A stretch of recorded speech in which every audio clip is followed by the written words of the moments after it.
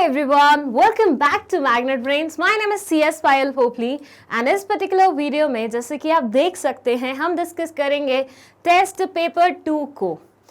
8 दिसंबर को आपका पेपर है, याद है ना? प्रिपेयर्ड हो ना? बस उसी की चेकिंग के लिए मैंने 2 पेपर बना दिए थे आप लोगों के लिए, लास्ट मिनट देखने के लिए कि कितना अच्छा प्रिपेयर करके बैठे हो तुम लोग। तो एक का सॉल्यूशन तो मैं 4 दिसंबर को तुम्हें दे चुकी हूँ, दूसरे का सॉल्यूशन आज मैं देने वाली हूँ। आई होप ये पीडीएफ आपने कम्युनिटी पोस्ट से डाउनलोड कर लिए थे, अच्छे से सॉल्व कर लिए हैं, तसल्ली से बैठ के देख लिए हैं सबके क्वेश्चंस कैसे क्या हैं, और अब इसमें अगर कोई डाउट था तुम्हें तो वो क्लियर हो जाएगा इस पर्टिकुलर वीडियो से। प्लस अगर किसी पर्टिकुलर क्वेश्चन का explanation you people were wanting तो उसका एक्सप्लेनेशन भी तुम्हें इसी पर्टिकुलर वीडियो में मिल जाएगा।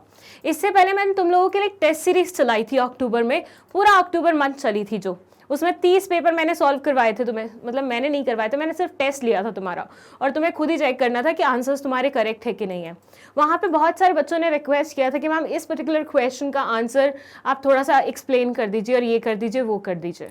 तो वो भी जितने आपके डाउट्स थे ना, कोशिश कीजिएगा इसी एक पर्टिकुलर वीडियो के नीचे आप लिख दें, क्योंकि ये करंट वाली है तो मैं इनको अच्छे से चेक कर लूँगी और आपके जितने भी डाउट्स होंगे वो पर्सनली एंटरटेन करूँगी। ठीक है, सो जो भी डाउट है एग्जामिनेशन से पहले you people want me to solve, वो आप कमेंट सेक्शन में लिख दीजिए। और इसके अलावा जैसे कि मैं आपको पहले भी बता चुकी हूँ, 7th को रहने वाला है आपका एक रिवीजन वीडियो। उसमें क्या रहेगा, उसमें मैं सारे चैप्टर्स में जो जो टॉपिक आ रहे हैं, जो जो टॉपिक इंपॉर्टेंट है, उनसे रिलेटेड क्वेश्चन और लास्ट मिनट की जो टिप्स होती हैं वो देने वाली हूँ। तो वो बहुत ही इंटरेस्टिंग सेशन रहेगा और वो लास्ट मिनट प्रिपरेशन के लिए बहुत बेहतरीन रहेगा। तो वो वीडियो ज़रूर देखिएगा, मतलब वो might be it will be a live session, तो ज़रूर अटेंड कीजिएगा वो। ठीक है, चलिए टेस्ट पेपर 2 का फर्स्ट क्वेश्चन था। अच्छा, पैटर्न याद है ना? पैटर्न कैसे है कि जो जो क्वेश्चन तुम्हारे जिस पैटर्न से तुम्हारे फाइनल एग्जाम में आने वाले हैं वैसा ही रखा है मैंने। Normal MCQ, assertion reasoning and case based questions, and total 50 questions रखे हैं। 40 मार्क्स के क्वेश्चन है, लेकिन यहाँ पे मैं कंसिडर कर रही हूँ 50 मार्क्स के ही हैं। ठीक है, और पूरा ये वीडियो देखने के बाद तुम्हें मुझे बताना है तुम्हारे कितने क्वेश्चन करेक्ट थे, कितने नहीं थे। ठीक है, कमेंट सेक्शन में। और अभी भी मैं बोल रही हूँ, जिन स्टूडेंट्स ने अभी तक क्वेश्चन पेपर डाउनलोड नहीं किया था कम्युनिटी पोस्ट से, वो अभी ये वीडियो मत देखिए। आप पहले वो पेपर डाउनलोड कीजिए, उसको सॉल्व करके देखिए और उसके बाद ये वीडियो देखना, क्योंकि टेस्ट का मजा तभी होता है जब आपने खुद से पहले खुद अटेम्प्ट किया। यहाँ पे मैं सिर्फ आंसर डिस्कस करने वाली हूँ। सो फर्स्ट क्वेश्चन था, विच of the following is the function of lower level management. मैंने हमेशा आपको पढ़ाते हुए भी बोला है, ये जो हायरार्की है मैनेजमेंट की 3 लेवल्स की बात होती है, वो आपको बहुत अच्छे से पढ़ना है। तो यहाँ पे लोअर लेवल मैनेजमेंट से रिलेटेड एक क्वेश्चन आया कि इनका बेसिक काम क्या होता है। सारे काम पढ़ते हैं। यहाँ पे लिखा है to integrate diverse elements and coordinate the activities of different departments. नहीं, ये काम ये नहीं करते। To know the business environment and its application for the survival of the firm. भैया ये काम तो वो करते हैं टॉप लेवल वाले। ठीक है, to be responsible for implementing and controlling plans and strategies developed by the top management. ये मिडिल लेवल वाले करते हैं। अच्छा, साथ में ये भी देख लो, सिर्फ ये मत देखो कि आंसर क्या है, ये भी देख लो कि कौन से वाले में मैं क्या बोल रही हूँ, क्योंकि माइट भी तुम्हारे पेपर में आ सकता है लोअर लेवल की जगह मिडिल लेवल वाले का काम बताओ इसमें से, तो तुम्हें पता होना चाहिए ये वाला सेलेक्ट करना है। तो टॉप लेवल का बताओ तो ये वाला सेलेक्ट करना है, ये पता होना चाहिए। ठीक है, लास्ट है to interact with the actual work force and pass on instructions of the middle management to the workers. देखिए हायरार्की कुछ इस तरह से चलती है, टॉप, मिडिल, लोअर या ऑपरेशनल, और फिर यहाँ पे वर्कफोर्स रहती है। तो डायरेक्टली मिडिल वाले की डायरेक्शंस को यहाँ तक पहुंचाना किसका काम होता है? लोअर वाले का होता है। तो कायदे से देखा जाए तो हमारा D will be the right answer. So हमारे फर्स्ट क्वेश्चन का आंसर है डी। जिन लोगों ने सही आंसर मार्क किया है वेरी नाइस, जिन्होंने नहीं सही मार्क किया प्लीज देख लीजिए, लोअर लेवल मैनेजमेंट का ये काम रहता है।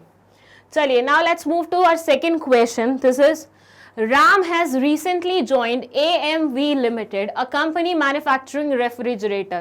राम भाई साहब हैं जिन्होंने एक कंपनी ज्वाइन की है जिसका नाम है AMV, एक रेफ्रिजरेटर मैन्युफैक्चरिंग कंपनी है। He found that his department was understaffed and other departments were not cooperating with his department for the smooth functioning of the organization. इन भाई साहब ने नोटिस किया कि इनका डिपार्टमेंट अंडरस्टाफ था, मतलब कम लोग थे, ज्यादा काम था।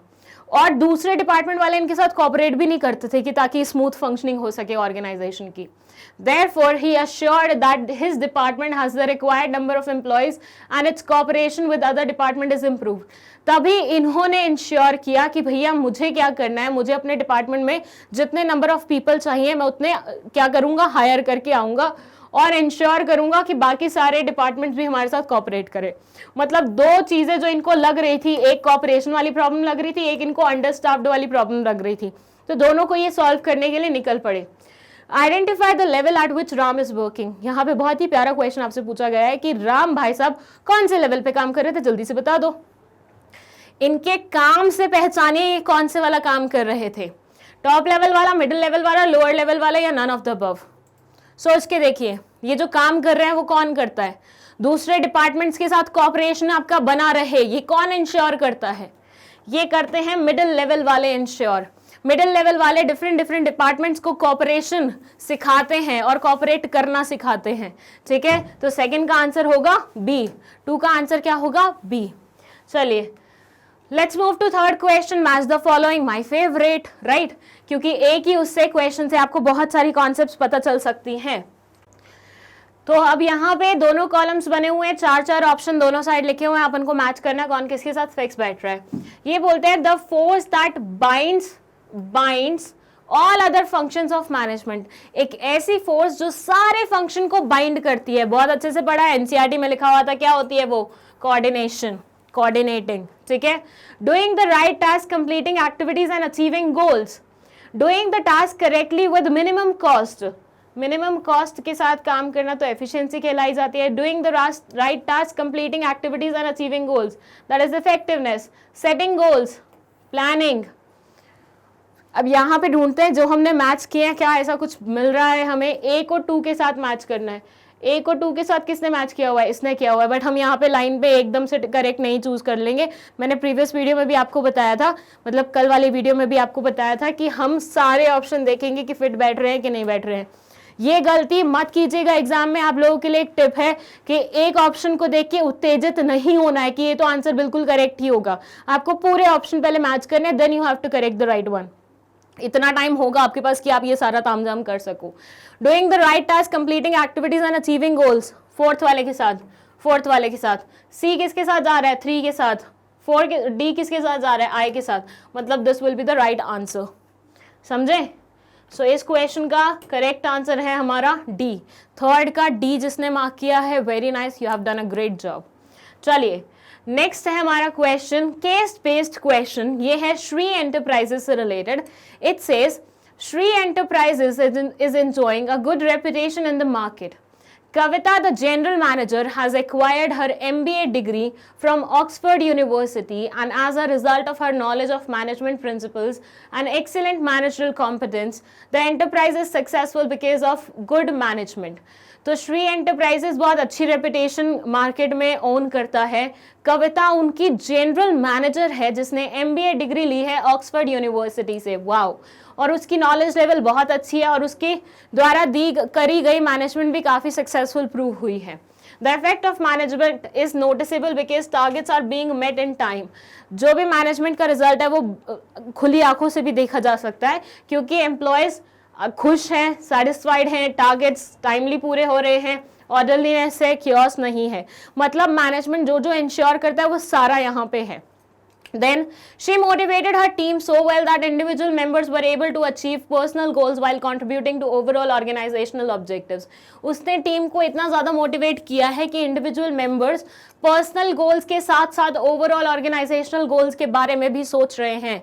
She is a visionary and understands the value of good personnel in the organisation. ये बहुत दूर की सोचती हैं और ये गुड मैनेजमेंट के पॉजिटिव पॉइंट को समझती हैं. Hence, she proposed to keep budget for opening creche for the kids of female employees. Okay, कुछ ऐसी माताएं होती हैं जो बच्चे को जन्म देती हैं तो उसकी वजह से उनको काम छोड़ना पड़ता है, तो उनके लिए ये फैसिलिटी शुरू की गई है. बहुत पुराने किस्म की फैसिलिटी है, लेकिन बहुत सारे लोगों को अभी भी नहीं पता होता कि ऑफिस में ही एक छोटा सा रूम बना देते हैं उस छोटे बच्चे को खेलने और सोने और वो सब करने के लिए, जहाँ पे माँ वर्किंग मदर उनको विजिट कर सकती हैं 3 to 4 times. ठीक है। तो ऐसा इन्होंने एक बजट अप्रूव करने के बारे में सोचा है कि भैया फीमेल स्टाफ के लिए हम क्रैश बना देते हैं ताकि वो अपने बेबीज को ला सकें और यहाँ पे और अपना काम उनको ना छोड़ना पड़े, ठीक है। तो बहुत दूर का सोचा हुआ है इन्होंने, बहुत अच्छी प्लानिंग है, बहुत अच्छी मैनेजमेंट स्किल्स हैं। Now what the question is being asked is at what level Kavita is working, कौन से लेवल पे कविता जी काम कर रही हैं। मैं दोबारा से आपको ले चलती हूँ इस केस स्टडी पे, देख लीजिए ध्यान से कौन से लेवल पे आपको लग रहा है कविता जी काम कर रही हैं। यहाँ पे लिखा हुआ है Kavita is what, a general manager. Answer क्या होगा, आंसर होगा टॉप लेवल। व्हाई, क्योंकि अच्छा हाँ एक चीज मैंने हमेशा बोला है मैनेजर्स यूजुअली मिडिल लेवल पे आते हैं, लेकिन मैं हमेशा एक एक्सेप्शन भी मेंशन करती हूँ कि जनरल मैनेजर मिडिल लेवल पे नहीं आता। जनरल मैनेजर बोले तो वो मैनेजर जो बाकी सब मैनेजर्स पे नजर रखता है, चाहे प्रोडक्शन, जैसे ऐसे मानिए प्रोडक्शन डिपार्टमेंट का manager, marketing manager, sales manager, this manager, that manager, इन सब पे नजर रखने के लिए जो एक ऊपर मैनेजर होता है उसको जनरल मैनेजर बोला जाता है। तो ये आते हैं मिडिल लेवल पे, तो ऑब्वियसली इस पे नजर रखने वाला इससे बड़ा होगा, तो ये कौन से पे आएगा, टॉप लेवल मैनेजमेंट का पार्ट होगा। और टॉप लेवल मैनेजमेंट में vice president, president, chairman, CEO, CFO, COO and general manager, ऐसे लोग आते हैं। सो यहाँ पे कविता कौन से लेवल पे काम कर रही है, टॉप लेवल पे काम कर रही है। चलिए याद रखिएगा जनरल मैनेजर टॉप लेवल, बाकी सारे manager middle level. That's a trick to remember ज्यादातर क्वेश्चंस के answer. Who is considered as the father of scientific management, बताइए भैया साइंटिफिक मैनेजमेंट किसने दी थी, कौन उसका फादर कंसिडर किया जाता है। साइंटिफिक मैनेजमेंट याद है ना, ट्रिक याद करवाई थी। साइंटिफिक मैनेजमेंट एस से शुरू होता है, इनके फादर का नाम टी से शुरू होता है, एस टी, वो क्या मतलब अब्रिविएशन में भी एस के बाद क्या आता है, टी आता है। सो टेलर इज दैट भाई साहब जिन्होंने साइंटिफिक मैनेजमेंट की इजाद की थी, and as a result of it he is called as the father of scientific management. याद रखिएगा, ऐसे ही आपको याद रखना है, ठीक है। S T S T S T, scientific management Taylor भाई साहब, साइंटिफिक मैनेजमेंट टेलर भाई साहब। ओके, सिक्स्थ क्वेश्चन है Taylor believe that the management should share the gain with workers, identify the principle of management as refer to in the above line. Taylor भाई साहब का believe करना था कि management को शेयर करना चाहिए गेन वर्कर्स के साथ, ठीक है। अब आपको टेलर भाई साहब द्वारा दिया गया कोई ऐसा प्रिंसिपल बताना है जो इस पर्टिकुलर लाइन को सेटिस्फाई करता हो। Development of each and every person to his or her greatest efficiency and prosperity, harmony not discord, science not rule of thumb, cooperation not individualism, and everybody knows this answer because ये NCERT से directly pick किया गया है। The principle is harmony not discord, जिसमें हम बोलते हैं कि भैया दोनों के बीच में बहुत अच्छी हार्मनी होनी चाहिए। जब भी मैनेजमेंट अच्छा कमाए तो उसको अपने प्रॉफिट्स, अपने गेन्स, अपने इंसेंटिव शेयर करने चाहिए, किसके साथ, वर्कर्स के साथ। और ये लाइन जो ऊपर लिखी हुई है डायरेक्टली NCERT से पिक की गई है, तो कोई डाउट नहीं रखना है इसमें, ठीक है। सो सिक्स्थ का आंसर है बी।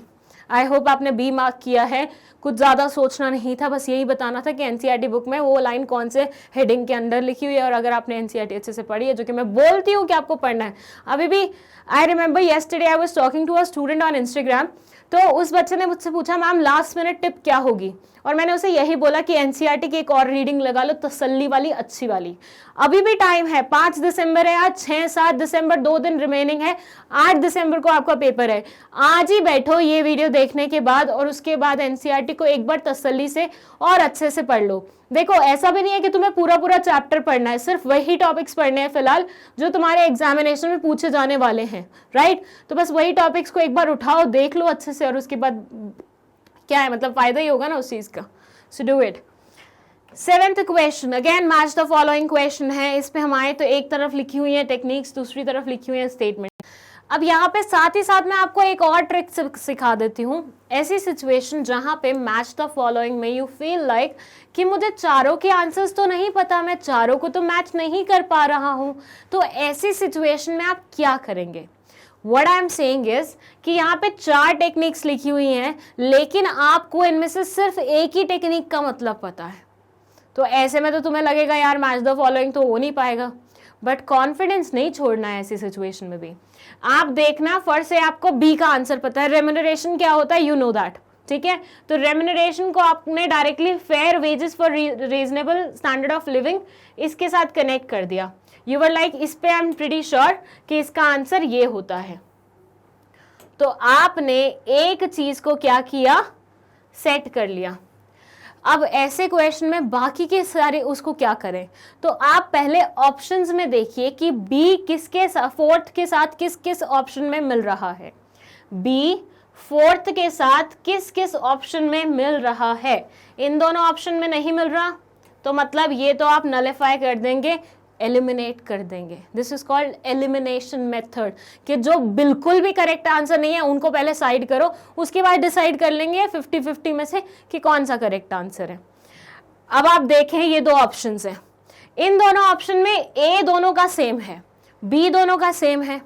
फर्क कहां पड़ रहा है, सी और डी में। ए ऑप्शन में सी को कनेक्ट किया है, इक्विटी को कनेक्ट किया है क्लियर एंड फेयर अग्रीमेंट से, और डी को कनेक्ट किया है to ensure fairness to all employees through kindness and justice. क्या मैच कर रहा है, कुछ लग नहीं रहा, थोड़ा अटपटा लग रहा है। फिर साइड ये वाला पढ़ो, इसमें क्या किया इन्होंने, इसमें इन्होंने सी को मैच किया है आई के साथ, मतलब 1 के साथ, सी को मैच किया है 1 के साथ। Equity and fairness, equity and fair, ये तो शायद हम बचपन से साथ पढ़ते हुए आ रहे हैं, तो यहां से आपको थोड़ा कॉमन सेंस लगाना है और ये इसके साथ मैच हो जाएगा। रेम्यूनरेशन पहले मैच हो रहा था, ए दोनों का 2 के साथ मैच हो रहा है, सी इक्विटी 1 के साथ मैच हो रहा है, कौन से वाले ऑप्शन में, ये। तो आपको फोर्थ ऑप्शन देखने की जरूरत नहीं है, this will be the correct answer. ठीक है, तो इस तरीके से आप क्वेश्चन को सॉल्व करते हैं जब आपको पूरे क्वेश्चन का आंसर नहीं पता होता है। That's a trick, that's a tip for you people कि पेपर में इस तरह से करिएगा अगर आपको सबके आंसर्स नहीं कंफर्म हैं तो।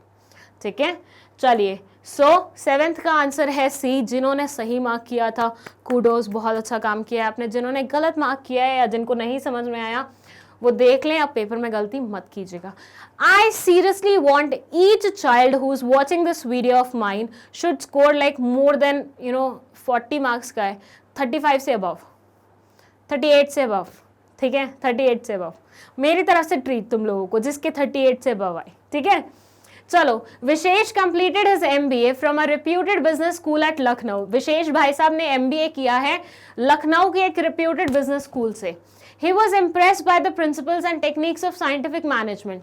वो बहुत ज़्यादा इम्प्रेस थे टेलर भाई साहब की जो साइंटिफिक मैनेजमेंट की टेक्निक्स और प्रिंसिपल्स हैं उनसे।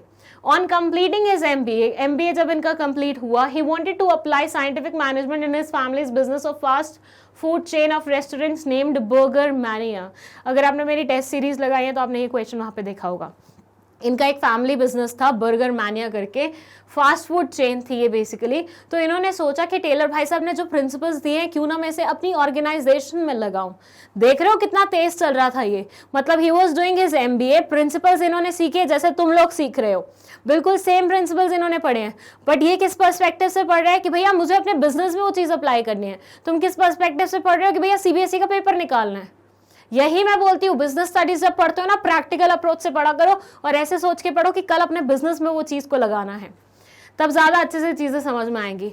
His main goal was to reduce cost with increase output. इनका मेन काम था कि इनको मतलब इनका गोल था कि इनको कॉस्ट को रिड्यूस करना है ताकि ये आउटपुट को इंक्रीज कर सके, और आउटपुट को इंक्रीज करके कॉस्ट को रिड्यूस करना चाहते हैं। To begin with he wanted to develop a standard method which would be followed throughout the organisation, so investigated traditional method through which work study and unified the best practices. ये चाहते थे एक standard method develop हो जाए। Method क्या होता है, एक बेस्ट तरीका कुछ भी काम करने का। तो एक स्टैंडर्ड मेथड डेवलप हो जाए पूरी ऑर्गेनाइजेशन में ताकि हर एक काम प्रॉपरली चले।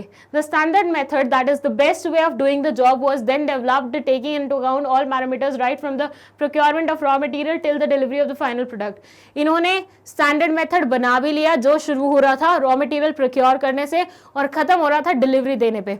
तो एक प्रॉपर तरीका बना लिया कि हमेशा यही फॉलो होगा। अब Vishesh also believe that each person should not only be scientifically selected but should also be given the required training to increase efficiency। इनका ये भी मानना था कि हर एक बंदे को ना सिर्फ साइंटिफिकली हम चूज करें बल्कि उनको प्रॉपरली ट्रेनिंग भी प्रोवाइड करें। सो बेसिकली विशेष एक MBA स्टूडेंट रह चुका था, अपना MBA कंप्लीट करके फैमिली बिजनेस में आया और ये टेलर भाई साहब के प्रिंसिपल्स उस टेक्निक से बहुत ज़्यादा इंप्रेस था, तो ही वांटेड कि उसके खुद के बिजनेस में बर्गर मैनिया में फास्ट फूड चेन थी जो, उसमें भी वो सारे प्रिंसिपल्स को अडाप्ट करे। तो ये एक स्टैंडर्ड मेथड डेवलप करना चाहते थे जो इन्होंने फाइनली कर भी लिया था। ठीक है, now the question is okay नहीं, क्वेश्चन कहाँ आएगा, अभी तो और भी बचा है बहुत कुछ। For this he set up a special training unit called hamburger. इन्होंने बेंगलुरु में एक स्पेशल ट्रेनिंग यूनिट स्टार्ट की क्योंकि वर्कर्स को स्टैंडर्डाइज तरीके से ट्रेनिंग देना चाहते थे। At the factory, the ingredients making up a burger were strategically placed to reduce the time taken for excess movement. The standard time and other parameters were determined on the basis of work study, and Vishesh rewarded the worker for meeting the standard output. Work study conduct की इन्होंने कि भैया किसी भी काम को करने का कितना टाइम लगता है, वो सारा देखने के बाद इन्होंने बोला कि हर वर्कर को हम अब मतलब इन सारे पैरामीटर्स पे जज करेंगे कि वर्कर अच्छे से काम कर रहा है कि नहीं कर रहा है, और अच्छे से काम कर रहा है तो उसको इंसेंटिव्स भी देंगे। Now Burger Mania has standardise processes. अब बर्गर मैनिया के पास स्टैंडर्डाइज प्रोसेसेस हैं। Raw material, time, machinery, product and working condition that ensure the food that sent to the customer at high standard excellence and level of this and that. The application of scientific management in every aspect of the restaurant operation led to this widespread success. Okay, ये finally बोल रहे हैं कि सारी चीजें Taylor भाई साहब की टेक्निक्स के अकॉर्डिंग हुई, स्टैंडर्डाइजेशन फॉर्म हो गया, and as a result of ये भी देखा गया कि स्टैंडर्डाइजेशन इस पर्टिकुलर ऑर्गेनाइजेशन के लिए बहुत ही ज्यादा सक्सेसफुल प्रूव हुआ। ठीक है, तो ये सारा आ गया। Now finally question is being asked. Eighth question है, now Burger Mania has standardized processes, raw material, time, machinery, product and working conditions that ensure the food they send out to their customers has the same high standards of excellence and the level of quality in every chain or franchisee. Identify the principle or technique of scientific management highlighted above. मतलब पूरी story में इन्होंने राम सीता का गुणगान किया है। Now they are asking Ram Sita कौन थे। इतना सिंपल क्वेश्चन है ये, इतना सिंपल। अगर किसी स्टूडेंट ने इस क्वेश्चन में गलती की होगी, I disown you, I seriously disown you. चलो, the right answer is standardization of work. पूरी स्टोरी में तो यही बात हो रही थी, स्टैंडर्डाइजेशन लाएंगे, स्टैंडर्डाइजेशन लाएंगे, स्टैंडर्डाइजेशन लाएंगे, स्टैंडर्डाइजेशन लाएंगे। नाउ दे आर आस्किंग कि कौन सी वाली टेक्निक अप्लाई की है। भैया स्टैंडर्डाइजेशन की तो टेक्निक अप्लाई की है हमने। ठीक है, so D is the correct answer. 8th question का आंसर है डी। 8th क्वेश्चन का आंसर है D. Now let's jump to 9th question. ये है, the technique of mental revolution is derived from the scientific principle of cooperation not individualism given by Taylor. थोड़ा सा दिमाग लगेगा यहाँ पे क्योंकि कंफ्यूज, मैं आपको बोल रही हूँ ना, आपको word by word her question को पढ़ना है, क्योंकि कब वर्ड को वो ट्विस्ट करके कुछ और जब वो कर दे, you never know. So basically they are asking mental revolution की जो टेक्निक है वो scientific principle of cooperation not individualism से डिराइव की गई है, जो कि टेलर भाई साहब ने दिया था। Now you have to mark true, false, can't say, partially true. बताइए। The correct answer is B, false. क्यों? क्योंकि ये कॉपरेशन नॉट इंडिविजुअलिज्म का नहीं, हार्मनी नॉट डिस्कॉर्ड का पॉइंट है। एनसीईआरटी बुक जब आप खोलेंगे तो एनसीईआरटी में हार्मनी नॉट डिस्कॉर्ड इस पेज पे, मतलब जैसे बुक यूं होती है ना, इस पेज पे एक्सप्लेन किया गया है। जैसे ही आप उसे पलटेंगे इस तरफ यहाँ पे लिखा हुआ है ये प्रॉपर लाइन, मुझे ये भी याद है। तो मतलब एनसीईआरटी को आपको इस लेवल का पढ़ना है कि आपको पता हो कौन सी कॉन्सेप्ट कहाँ पे दी हुई है।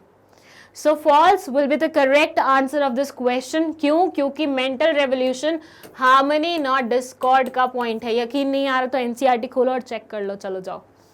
सो 9th का answer B. Now let's jump to 10th question. ये बोल रहा है, the term business environment means the sum total of what.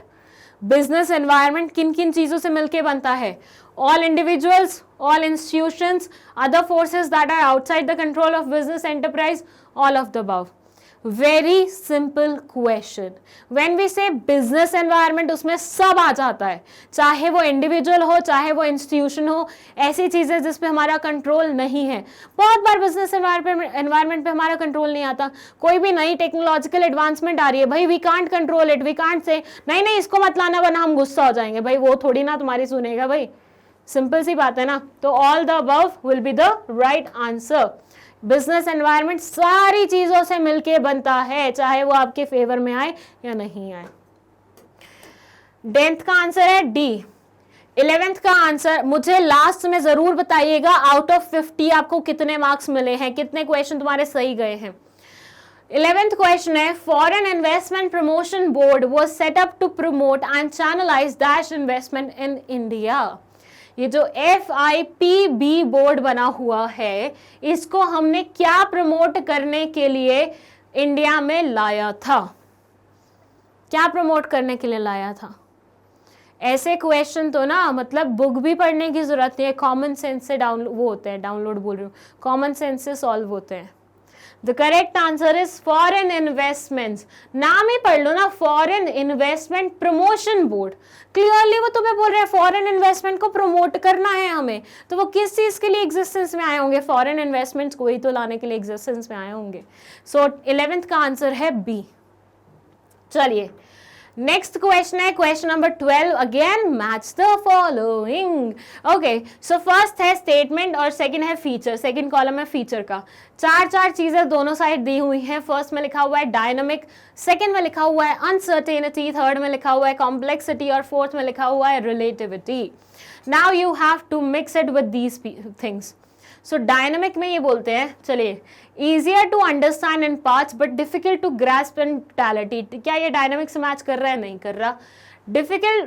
different political conditions in different nations, क्या ये डायनामिक से मैच कर रहा है? नहीं कर रहा। difficult to predict the future events, क्या ये डायनामिक से मैच कर रहा है? नहीं कर रहा। टेक्नोलॉजिकल इम्प्रूवमेंट्स, क्या ये डायनामिक से मैच कर रहा है? माइट भी कर रहा है। सेकेंड पढ़ते हैं uncertainty, difficult to predict the future events, ये तो डायरेक्टली मैच कर रहा है। चलो यहाँ पे देख लो, बी को 3 से कनेक्ट, बी को 3 से कनेक्ट, ये दोनों ऑप्शन पहले ही नलिफाई हो गए, इन दोनों में से ही राइट ऑप्शन होगा। ए दोनों का सेम है, सी पे जाना है हमें। सी को एक में कनेक्ट कर रहे हैं कॉम्प्लेक्सिटी में, easier to understand in parts but difficult to grasp in totality. Relativity को कर रहे हैं different political condition in different nations. बिल्कुल सही बात कर रहे हो। When I said शायद जा सकता है, भैया डायनामिक का मतलब क्या होता है? Something which is constantly changing. Technological improvements क्या है? कॉन्स्टेंटली चेंजिंग है, तो ये तो इसके साथ मैच करेगा कि नहीं करेगा? अनसर्टेनिटी बेसिकली मैच करेगा। डिफिकल्ट फ्यूचर, मतलब फ्यूचर इवेंट्स को प्रिडिक्ट करना बहुत डिफिकल्ट है। अनसर्टेनिटी यही तो बोलता है कि you can not predict everything. Third complexity, easy है टुकड़ों में समझना, लेकिन टोटलिटी में आ जाए तो बहुत मुश्किल होता है ग्रास्प करना। यस, कॉम्प्लेक्सिटी का मतलब ही होता है कॉम्प्लेक्स चीजें जो समझ में ना आए।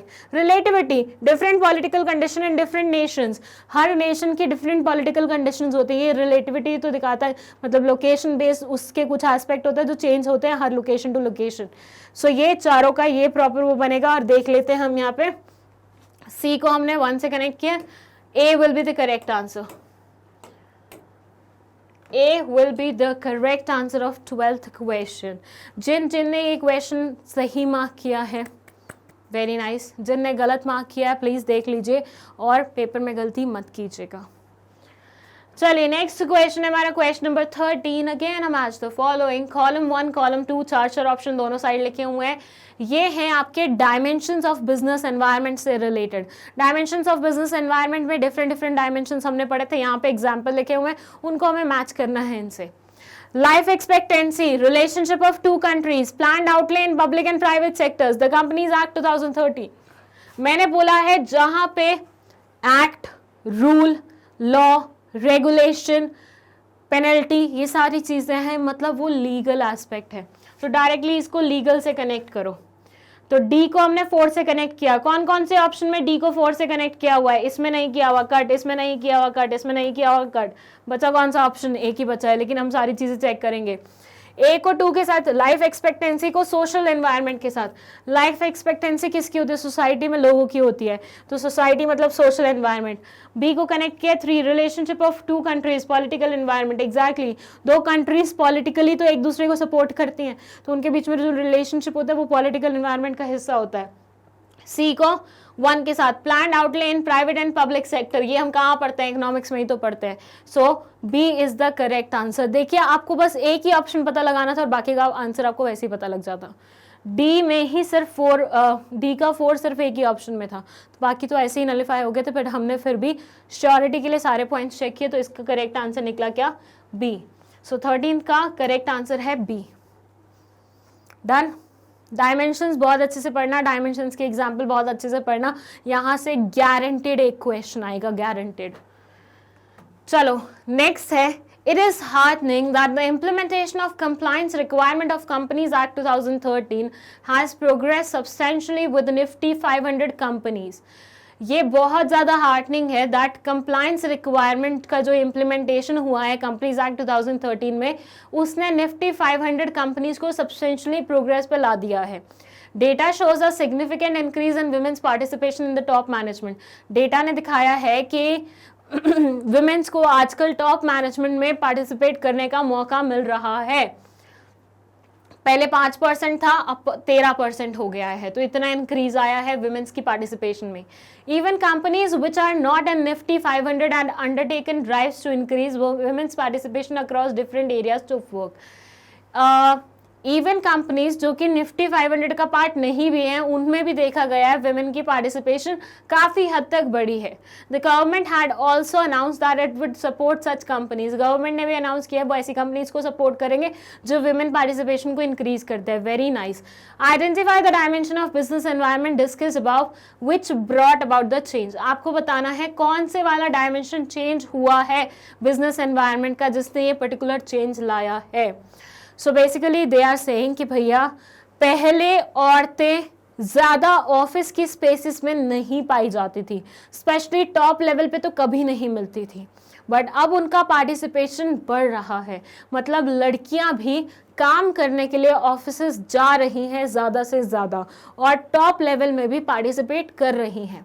और जिन कंपनीज में ऐसा एटमॉस्फेयर होता है जहाँ पे वुमेन पार्टिसिपेशन ज़्यादा होती है, गवर्नमेंट भी ऐसी ऑर्गेनाइजेशन को प्रमोट करता है। So now you have to tell, identify the dimension of business environment. Business environment का डायमेंशन आपको आइडेंटिफाई करना है जिसने ये चेंज को लाया है।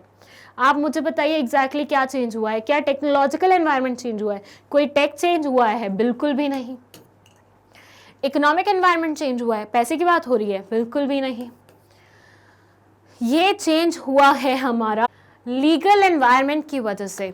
सी यू माइट बी थिंकिंग कि यार ये तो सोशल एस्पेक्ट चेंज हुआ है कि वुमेन ज़्यादा वर्क प्लेस पे जाना शुरू हो गई हैं, बट देन ये चेंजेस आए क्यों हैं? There was this act, companies act 2013, जिसने वुमेन्स की पार्टिसिपेशन मांग करी और भी बहुत सारे चेंजेस मतलब एक्सपेक्ट करे थे। तो ये जितने भी सोशल एस्पेक्ट में चेंजेस आए हैं ये लीगल की वजह से आए हैं, नए लॉ की वजह से आए हैं। तो यहाँ पे आंसर लीगल एनवायरनमेंट रहेगा। चलिए, सो 14th का आंसर है B. Let's move to 15th question. It says the celebration of Diwali, Eid, Christmas and Guru Parv in India provide significant financial opportunities for greeting cards companies, sweets और confectionery manufacturers, tailoring outlets and many other related business. Name the dimension of the business environment highlighted by this statement. Celebration of Diwali कौन करता है? लोग करते हैं। ईद की celebration कौन करता है? लोग करते हैं। लोग किसका पार्ट होते हैं? सोसाइटी का पार्ट होता है। सोसाइटी कौन से वाले डायमेंशन में आती है? सोशल डायमेंशन में आती है। So D will be the correct answer of 15th question. हमेशा ध्यान दीजिएगा, लोगों से रिलेटेड जो चीजें होती हैं अगर उनमें चेंजेस आ रहे हैं तो सोशल एनवायरनमेंट चेंज हो रहा है। चलिए, Now let's move to 16th question और ये है केस बेस्ड क्वेश्चन। ये बोलता है PAT limited manufactured electronics. PAT limited क्या करती थी? इलेक्ट्रॉनिक्स बनाती थी। It's business was operating in Indonesia. ये इंडोनेशिया में काम कर रहे थे। Prime minister of India announce relaxation of import duties on electronic items. जो हमारे इंडिया के प्राइम मिनिस्टर हैं उन्होंने इम्पोर्ट ड्यूटीज में रिलैक्सेशन बोली इलेक्ट्रॉनिक आइटम्स की। मतलब थोड़े से जो पहले रूल्स थे इम्पोर्ट्स को लेके बहुत ज़्यादा जो कॉम्प्लेक्स थे उनको थोड़ा सिंप्लीफाई करके थोड़ी रिलैक्सेशन देती। कौन से प्रोडक्ट्स की? इलेक्ट्रॉनिक प्रोडक्ट्स में। Therefore the company started to export products to India. So ये इंडोनेशिया वाली कंपनी जो पैट लिमिटेड है इन्होंने इंडिया में एक्सपोर्ट करना शुरू कर दिया। The company decided to tie up collaboration with only those retailers who had direct online links with the suppliers to replenish stock when needed. इस कंपनी ने सिर्फ उन्हीं रिटेलर्स के साथ कोलैबोरेट किया जिनके डायरेक्ट ऑनलाइन लिंक्स थे सप्लायर्स के साथ, ताकि स्टॉक जैसे ही खत्म हो जाए वो दोबारा से रिप्लेनिश कर दे, मतलब भर दे। ever after entering into the market of India, company did not get complacent. It kept on adding new features in its products, especially in mobile phones, to remain ahead of changes made by other competing brands. ये market में आ तो गई but कभी भी इतनी ज़्यादा वो नहीं रही. इसने हमेशा नई चीज़ें ऐड करी, नए फीचर्स ऐड करे, नए प्रोडक्ट्स ऐड करे. मोबाइल फ़ोन उसमें सबसे ज़्यादा थे. मोबाइल फ़ोन्स ये ऐड करती रहती थी ताकि ये कॉम्पिटिटर से आगे चले. Afterwards, the festive season was around the corner, so a lot of e-commerce sites came up with sales. Festive season चल रहा था तो बहुत सारी ऑनलाइन जो ई कॉमर्स साइट्स होती हैं वो सेल्स के साथ आती हैं. हम सब ने देखा है दिवाली पे ये जितने भी मिंत्रा, फ्लिपकार्ट ये होते हैं दिवाली सेल निकालते हैं. क्रिसमस पे क्रिसमस सेल निकालते हैं. मार्च में ये होली के सेल निकालते हैं. तो हमेशा फेस्टिव सीजन पे सेल्स निकलती हैं. Company knew that demand would rise, so they arranged all the inputs such as finance, raw material, etc. Company's performance was improved significantly. Company को पता था इस टाइम पे सेल बढ़ाने का बहुत सही तरीका है, तो उन्होंने क्या किया, हर एक चीज़ की प्रेपरेशन करी, फाइनेंस तैयार किया, रॉ मटेरियल तैयार किया, और इस टाइम पे कंपनी ने बहुत अच्छा परफॉर्म किया, जिसकी वजह से कंपनी को काफ़ी मुनाफा भी हुआ. Now the question that is asked here is, the festive season was around the corner, so a lot of e-commerce sites came up with sales. Which dimension of business environment is highlighted here? Festive season आ रहा था तो जिसकी वजह से बहुत सारे e commerce site sales के लिए तैयार हो गए. इस पर्टिकुलर लाइन में आपको बिजनेस एनवायरनमेंट का कौन से वाला डायमेंशन नज़र आता है? ज़्यादा ज़रूरत नहीं है वो करने की, सोशल एनवायरनमेंट समझ में आता है क्योंकि फेस्टिव सीजन लोगों से एसोसिएटेड होता है. लोग सोसाइटी का पार्ट होता है, सोसाइटी सोशल डायमेंशन का पार्ट होती है. ये हमने हमारी प्रीवियस वाले क्वेश्चन में भी डिस्कस किया है. तो 16th का आंसर है बी. आई होप आपके ज़्यादातर आंसर सही जा रहे हैं. बहुत सिंपल क्वेश्चन है. आपके पेपर में भी ऐसे ही क्वेश्चन आने वाले हैं. ज़्यादा कॉम्प्लेक्स क्वेश्चंस नहीं पूछते हैं सीबीएसई वाले. स्पेशली कोविड के टाइम पे तो नहीं पूछेंगे, बिकॉज दे नो कि इस टाइम पे बच्चा बहुत ही अनस्टेबल मेंटालिटी के साथ जाने वाला है पेपर देने के लिए. सो रिलैक्स, थोड़ा चिल करो, थोड़ा कॉन्फिडेंट. मतलब चिल करो का मतलब ये नहीं है कि तुम्हें बैठ जाना है पढ़ाई छोड़ के कि मैम ने बोल दिया चिल करो तो चलो दोस्तों के साथ थोड़ा सा वो करके आते. नहीं, बस थोड़ा रिलैक्स होके पढ़ो, प्रेशर लेके मत पढ़ो. जो भी स्टूडेंट प्रेशर लेके पढ़ रहा है, मेरी रिक्वेस्ट है प्लीज़ प्रेशर लेके मत पढ़ो. बिकॉज प्रेशर में ना आप जितना पढ़ सकते हो ना, एक तो वो कम हो जाता है, प्लस जो पढ़ते हो वो याद भी नहीं रहता है क्योंकि प्रेशर उसको खाया जाता है. सो रिलैक्स होके पढ़ो. बहुत अच्छा तुम्हारा पेपर जाने वाला है, बहुत अच्छा तुम स्कोर करने वाले हो. My best wishes are with all the students. 17th question पे हम चलते हैं. All other managerial functions are performed within the framework of plans drawn. Thus, it can be said that planning precedes other functions. This statement describes which function of planning. ये बोलते हैं जितने भी managerial functions होते हैं वो planning के बाद आते हैं. Planning सबसे पहले आती है. तो ये statement कौन से वाले function को दर्शाती है planning के? Planning is futuristic? No. Planning is pervasive? No. Planning focuses on achieving objectives? No. Primacy of planning मतलब planning सबसे पहले आती है, प्राइमरी फंक्शन है, उसके बाद बाकी के फंक्शंस आते हैं. ये वाला वो फीचर था जिसमें हमने ये वाली लाइन को डिस्कस किया था. डायरेक्टली एनसीईआरटी से उठाई हुई है, ज़्यादा सोचने की ज़रूरत नहीं है. सो हमारा राइट आंसर है 17th का सी. 17th राइट आंसर है सी. चलिए, now let's move to 18th question. Gautama, product head at Ashok Leyland Limited, plans to make his company of the decade. For this purpose, he sets objectives, prepares strategies and other action plans, keeping the internal as well as external forces in mind so that departments and individuals working in the organization are able to decide what action should be taken and in which direction. Identify the importance of management highlighted in the case. So, Gautama product head है Ashok Leyland limited में. इन्होंने plan किया है कि company को बढ़िया बनाएंगे हम. फॉर दिस पर्पस इन्होंने ऑब्जेक्टिव सेट किए हैं, स्ट्रैटेजीज प्रिपेयर की हैं, एक्शन प्लान तैयार किए हैं, इंटरनल और एक्सटर्नल फोर्सेस को ध्यान में रखते हुए. और क्यों किए हैं ये? ताकि डिपार्टमेंट और इंडिविजुअल जो भी काम कर रहे हैं ऑर्गेनाइजेशन में उनको पता हो कि आगे क्या करना है. मतलब हर एक चीज़ उन्होंने एडवांस में तैयार करके रख ली है, एडवांस में प्रिपेयर करके रख लिया, ताकि यूँ ना हो कि आप एक दिन कंप्लीट करके जाओ काम, अगले दिन आप आके सोच रहे हो कि नेक्स्ट क्या करना है, नेक्स्ट क्या करना है. जब हमारे एग्जाम खत्म होते हैं तब ऐसी फीलिंग हमारे पास आती है कि नेक्स्ट क्या करें, नेक्स्ट क्या करें।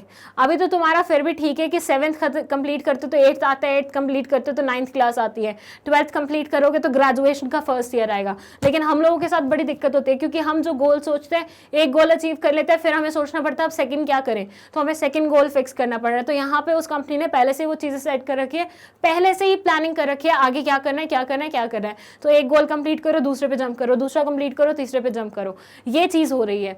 तो यहाँ पे आपको मैनेजमेंट की इंपॉर्टेंस को हाईलाइट करना है ऊपर वाली लाइंस को ध्यान में रखते हुए। So planning reduces uncertainty, planning reduces overlapping, planning provides direction, planning facilitates decision making. यहाँ पे डिसीजन मेकिंग की ऐसी कोई बात नहीं हो रही है, so this can't be the answer. Planning reduces uncertainty, planning reduces overlapping, planning provides direction. भैया आपको पता है आगे आपको कौन सी दिशा में जाना है, दिस इज व्हाट, डायरेक्शन। आपको पहले से ही डायरेक्शन मिल रही है। सो करेक्ट आंसर यहाँ पे होगा planning provides direction. You don't have to look इधर उधर कि अब क्या करूँ, अब क्या करूँ, you already have the direction कि आपको कहाँ पे जाना है। सो प्लानिंग हमें डायरेक्शन देती है। अच्छा, यहाँ पे ना importance of management highlighted, management function आना चाहिए तो वैसे, बट ठीक है, सो क्या आप वैसे भी समझ जाएंगे, कोई दिक्कत नहीं है। चलिए अब हम चलते हैं 19th क्वेश्चन में। ये है match the following question again. 4 option इधर हैं, 4 ऑप्शन इधर हैं। अब हमें बात करनी है end result based to interpret strategies, dos and don'ts, one step of a procedure. Dos and don'ts किस में आते हैं, वो आते हैं रूल्स में। One step of a procedure method, end results objective, और base to interpret strategy policy. तो अब ऐसा कोई ऑप्शन ढूंढो जो आपस में मैच करता हो। एंड रिजल्ट 3 के साथ मैच कर रहा है, कोई ऑप्शन है, ये दोनों पहले कट हो जाएंगे। 3 के साथ मैच कर रहा है, बी वाला 1 के साथ मैच कर रहा है, बी वाला 1 के साथ मैच कर रहा है। D will be the correct answer. दोबारा से देख लीजिए इसे। एंड रिजल्ट्स क्या होते हैं, जो हम अचीव करना चाहते हैं, दैट्स आवर ऑब्जेक्टिव, तो इसको इसके साथ हम मर्ज करेंगे। Base to interpret strategy, strategy को इंटरप्रेट करने का base policy. Dos and don'ts, rules, excuse me, dos and don'ts किस में बोले जाते हैं, रूल्स में बोले जाते हैं। किसी भी ऑर्गेनाइजेशन का रूल होता है जिसमें वो डूज एंड डोंट्स बताता है। One step of a procedure क्या होता है, मेथड होता है। तो ऐसे मिक्स करने पे हमारा डी ऑप्शन सिर्फ फिट बैठ रहा है। मैच द फॉलोइंग के अगर आंसर्स आप कर पा रहे हैं मतलब आपकी प्रेपरेशन अच्छी है, क्योंकि एक ही क्वेश्चन में 4-5 कॉन्सेप्ट्स को मिक्स मर्ज करके अगर आप सही आंसर निकाल पा रहे हैं, दैट मीन्स आपकी कॉन्सेप्ट पे क्लैरिटी है अच्छी खासी। चलिए 20th क्वेश्चन पे चलते हैं। असर्शन रीजनिंग वाला क्वेश्चन आ गया है। This says through planning the uncertain events और changes can be anticipated and eliminated. Reason दे रहे हैं planning reduces the risk of uncertainty. चलिए बताइए जरा क्या होगा करेक्ट आंसर इसका। ध्यान दीजिएगा, असर्शन रीजनिंग में आपको कंफ्यूज करने के लिए वो एट टाइम्स किसी भी चीज को थोड़ा सा मैनिपुलेट कर सकते हैं और हो सकता है आपको आंसर क्लिक ही नहीं करे। मैं हिंट दे रही हूं यहाँ पे आपको, अगर आपने पहले अगर मिस कर दिया है खुद सॉल्व करते हुए तो ध्यान दो।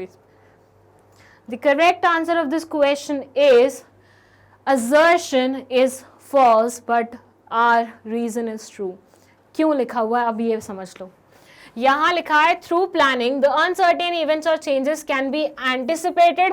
यहाँ तक पॉइंट बिल्कुल सही था। अनसर्टेन इवेंट्स को हम एंटिसिपेट कर सकते हैं, प्लान करके हम आगे का फ्यूचर का देख के थोड़ा बहुत ये पता लगा सकते हैं कि क्या चीज आने वाली है क्या चीज नहीं आने वाली, लेकिन उसे एलिमिनेट कर दो ये तो हम नहीं कर सकते। अब हमें पता है अर्थक्वेक आने वाला है, हम उसे एलिमिनेट कर सकते हैं? नहीं कर सकते यार। हमें पता है वोल्केनो आने वाला है, क्या हम उसे एलिमिनेट कर सकते हैं? नहीं कर सकते। हमें पता है 2 लोगों में लड़ाई होने वाली है, हम कोशिश कर सकते हैं उस लड़ाई को रोकने की, लेकिन क्या वो रुकेगी? पक्की बात है नहीं ना। तो एलिमिनेट वर्ड जैसे ही उन्होंने ऐड किया ये सेंटेंस ही गलत हो गया। सो इसलिए आंसर ये है कि असर्शन वाला सेंटेंस गलत है। और ये तो बहुत ही साफ बात है कि हाँ यार प्लानिंग हम करते हैं तो अनसर्टेनिटी का रिस्क रिड्यूस होता है, तो प्लानिंग की इंपॉर्टेंस में भी हमने पढ़ा है। तो आर सही है, ए गलत है। ओके चलिए किसी भी बच्चे को अगर कोई भी कंफ्यूजन है इस क्वेश्चन में, बस ये एलिमिनेटेड वर्ड देख लो, ये एलिमिनेटेड वर्ड कहीं पे भी आपकी बुक में नहीं लिखा हुआ। हम आने वाले इवेंट्स को सिर्फ प्रेडिक्ट कर सकते हैं और थोड़ा सा अपने आप को तैयार कर सकते हैं उसके लिए, लेकिन उस चीज को कंप्लीटली एलिमिनेट नहीं कर सकते। पहले भी मैंने आपको प्रीवियस टेस्ट में एक ऐसा क्वेश्चन बताया था असर्शन रीजनिंग में, जिसमें एक वर्ड आने की वजह से, वो क्या था, fast pace slow pace, slow pace आने की वजह से पूरा सेंटेंस खराब हो गया था, गलत हो गया था। तो ऐसे इन सारे क्वेश्चंस पे थोड़ा सा नजर बिठाना और हर एक वर्ड को बहुत अच्छे से पढ़ना। आई एम प्रीटी श्योर इस पिछले वाले क्वेश्चन में बहुत सारे लोगों ने गलती की होगी क्योंकि उन्होंने एलिमिनेटेड वर्ड को उतना ज्यादा इंपॉर्टेंस कंसिडर नहीं किया होगा। चलिए नेक्स्ट क्वेश्चन है, Mega Limited holds an annual management programme every year in the month of March in which the top managerial personnel formulate plans for the next year by analysing and predicting the future to meet the future events effectively. Mega Limited एक company है जो हर साल annual management programme रखती है मार्च के महीने में, जहां पे टॉप मैनेजमेंट मिलते हैं, प्लान्स बनाते हैं आगे के साल के लिए, ताकि वो मतलब पूरा एनालाइज करके, ताकि वो फ्यूचर इवेंट्स को मीट कर सके, फ्यूचर गोल्स को मीट कर सके। दे मेक सर्टेन अजम्पशंस, ये कुछ अजम्पशंस फॉर्म करते हैं फ्यूचर के बारे में, which are considered to be the base material upon which the plans are to be drawn. कुछ अजम्पशन लेते हैं कि फ्यूचर में शायद ऐसा हो सकता है और उसी के बेसिस पे ये अपनी प्लानिंग करते हैं पूरी की पूरी। As they are responsible for providing direction to the organization, facts are thoroughly checked through scientific calculation.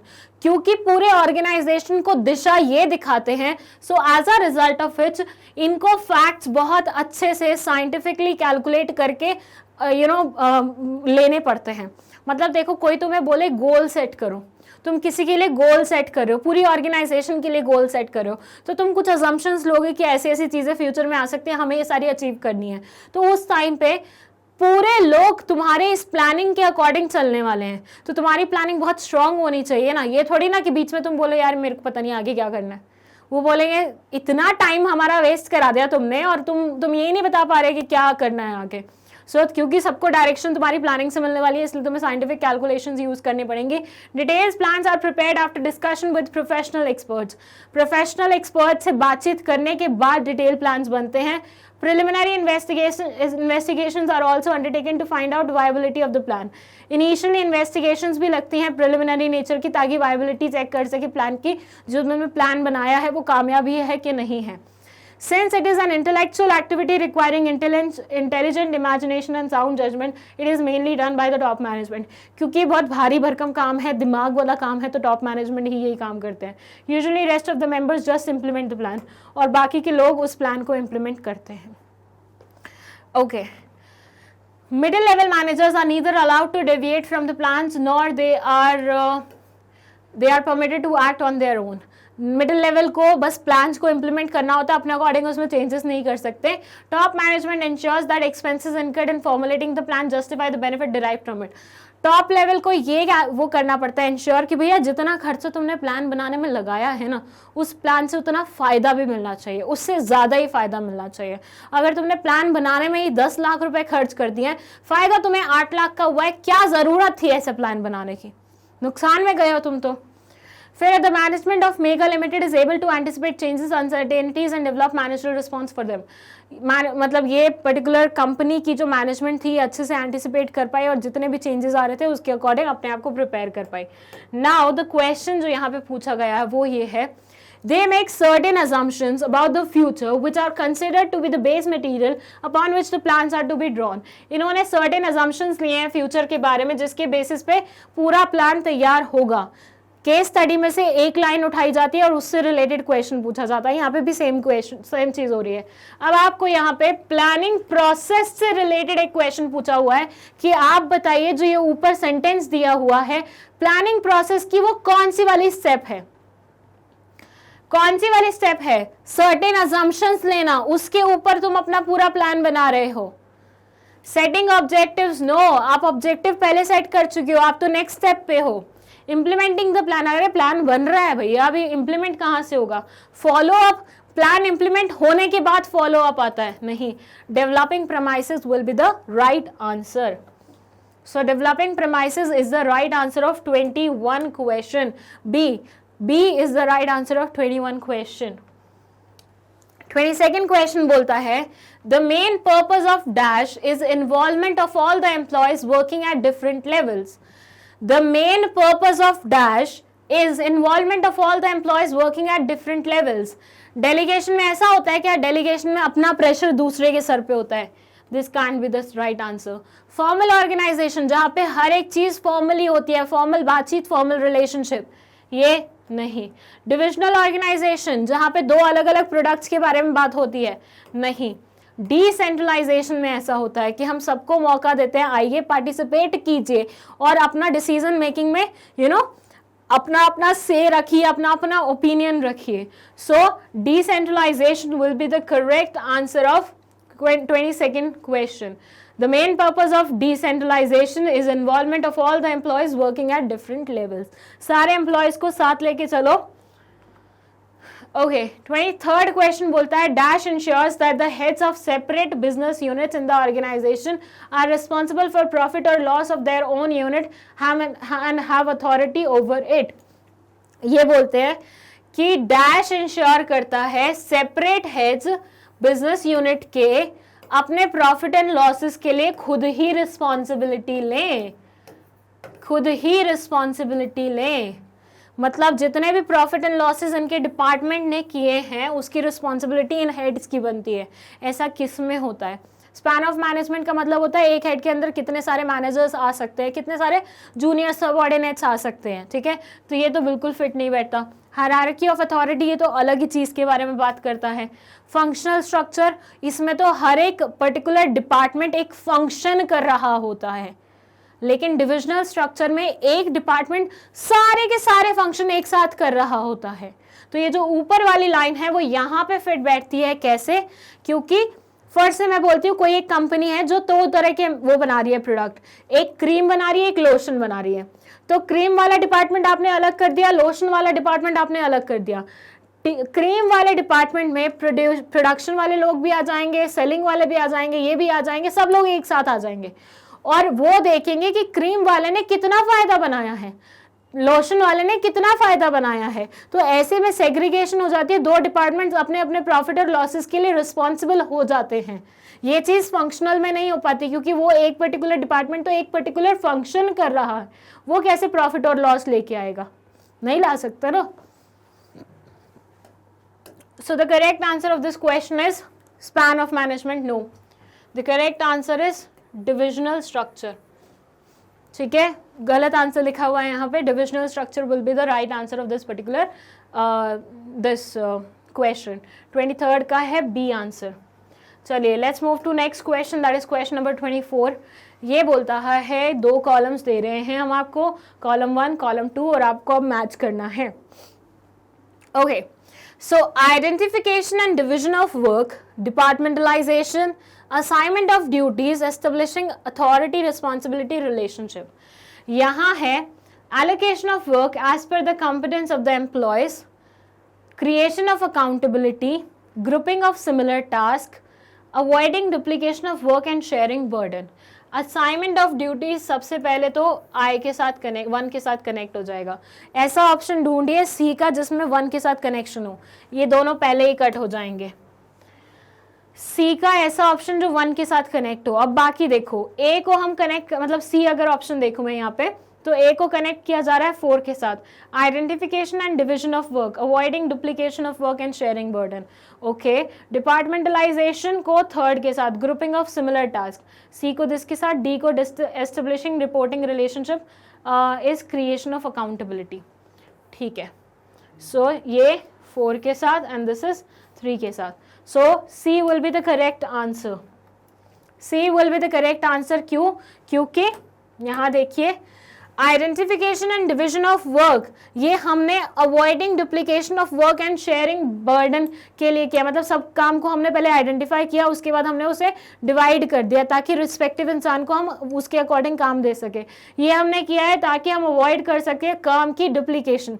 जब आप पहले ही बोल देते हो कि भैया पार्टी होने वाली है, तुम केक लाओगे, तुम ये लाओगे, तुम ये लाओगे, तुम पार्टी पॉप्स लाओगे, ये करोगे, वो करोगे, वो करोगे, तो ऐसे में सबको पता है कि इसको क्या करना है, तो ऐसे डुप्लीकेशन नहीं होगा वर्क का. डिपार्टमेंटलाइजेशन डिपार्टमेंटलाइजेशन हम तब करते हैं जब हमें सिमिलर टास्क को ग्रुप करना होता है। डिपार्टमेंटलाइजेशन मतलब सेम डिपार्टमेंट वाले सेम एक तरफ हो जाओ, दूसरे काम वाले दूसरी तरफ हो जाओ, तीसरे काम वाले तीसरी तरफ हो जाओ, चौथे काम वाले चौथी तरफ चले जाओ। असाइनमेंट ऑफ ड्यूटीज हम क्यों करते हैं? ताकि हम लोगों को उनकी कैपेबिलिटी के बेसिस पे काम दे सके। और एस्टेब्लिशिंग अथॉरिटी रिस्पॉन्सिबिलिटी रिलेशनशिप हम क्यों करते हैं? ताकि हम अकाउंटेबिलिटी फिक्स कर सके। भैया हमने अथॉरिटी किसी एक पर्टिकुलर इंसान को दी है, रिस्पॉन्सिबिलिटी दी है, तो इनके बीच में हमने एक लिंक एस्टेब्लिश कर दिया, तो इससे क्या होगा? अकाउंटेबिलिटी तो मतलब आएगी at the end of the day. So C will be the correct answer of 24th question. This question was also very nice. अगर किसी ने इस क्वेश्चन का आंसर गलत किया है तो प्लीज देख लीजिए, right answer will be C. And अगर सही किया है तो बहुत बढ़िया है, आप बहुत अच्छा जा रहे हैं। चलिए 25th क्वेश्चन है assertion and reason वाला। It says repetitive performance of a particular task allows a worker to gain experience in that area. Reason दिया है organizing stimulates creativity and allows managers to develop new ways of performing tasks. Repetitive performance of a particular task मतलब एक इंसान अगर कोई काम को बार बार करे तो वो उस एरिया में एक्सपर्ट बन जाता है, उसको अच्छा खासा एक्सपीरियंस मिल जाता है। अगर मैं एक ही चैप्टर को बार बार पढ़ाती जाऊं तो एक टाइम ऐसा आएगा मेरे पूरे चैप्टर पे होल्ड बन जाएगी। जैसे एनसीईआरटी में कौन सी लाइन कहाँ लिखी है मैंने आपको बताया था, वैसा मेरा बहुत ज्यादा हो जाएगा। हर लाइन में पहचान पाऊंगी कि एनसीईआरटी में कहाँ लिखी है। क्यों? क्योंकि मैंने बहुत नंबर ऑफ टाइम्स में पढ़ लिया उसे। सेकेंड ये बोलते हैं ऑर्गेनाइजिंग स्टिमुलेट्स क्रिएटिविटी। ऑर्गेनाइजिंग की वजह से क्रिएटिविटी एनहेंस होती है और ये मैनेजर्स को अलाउ करती है नए वेज ऑफ टास्क को मतलब टास्क कंप्लीट करने के नए तरीके को इजाद कर सके।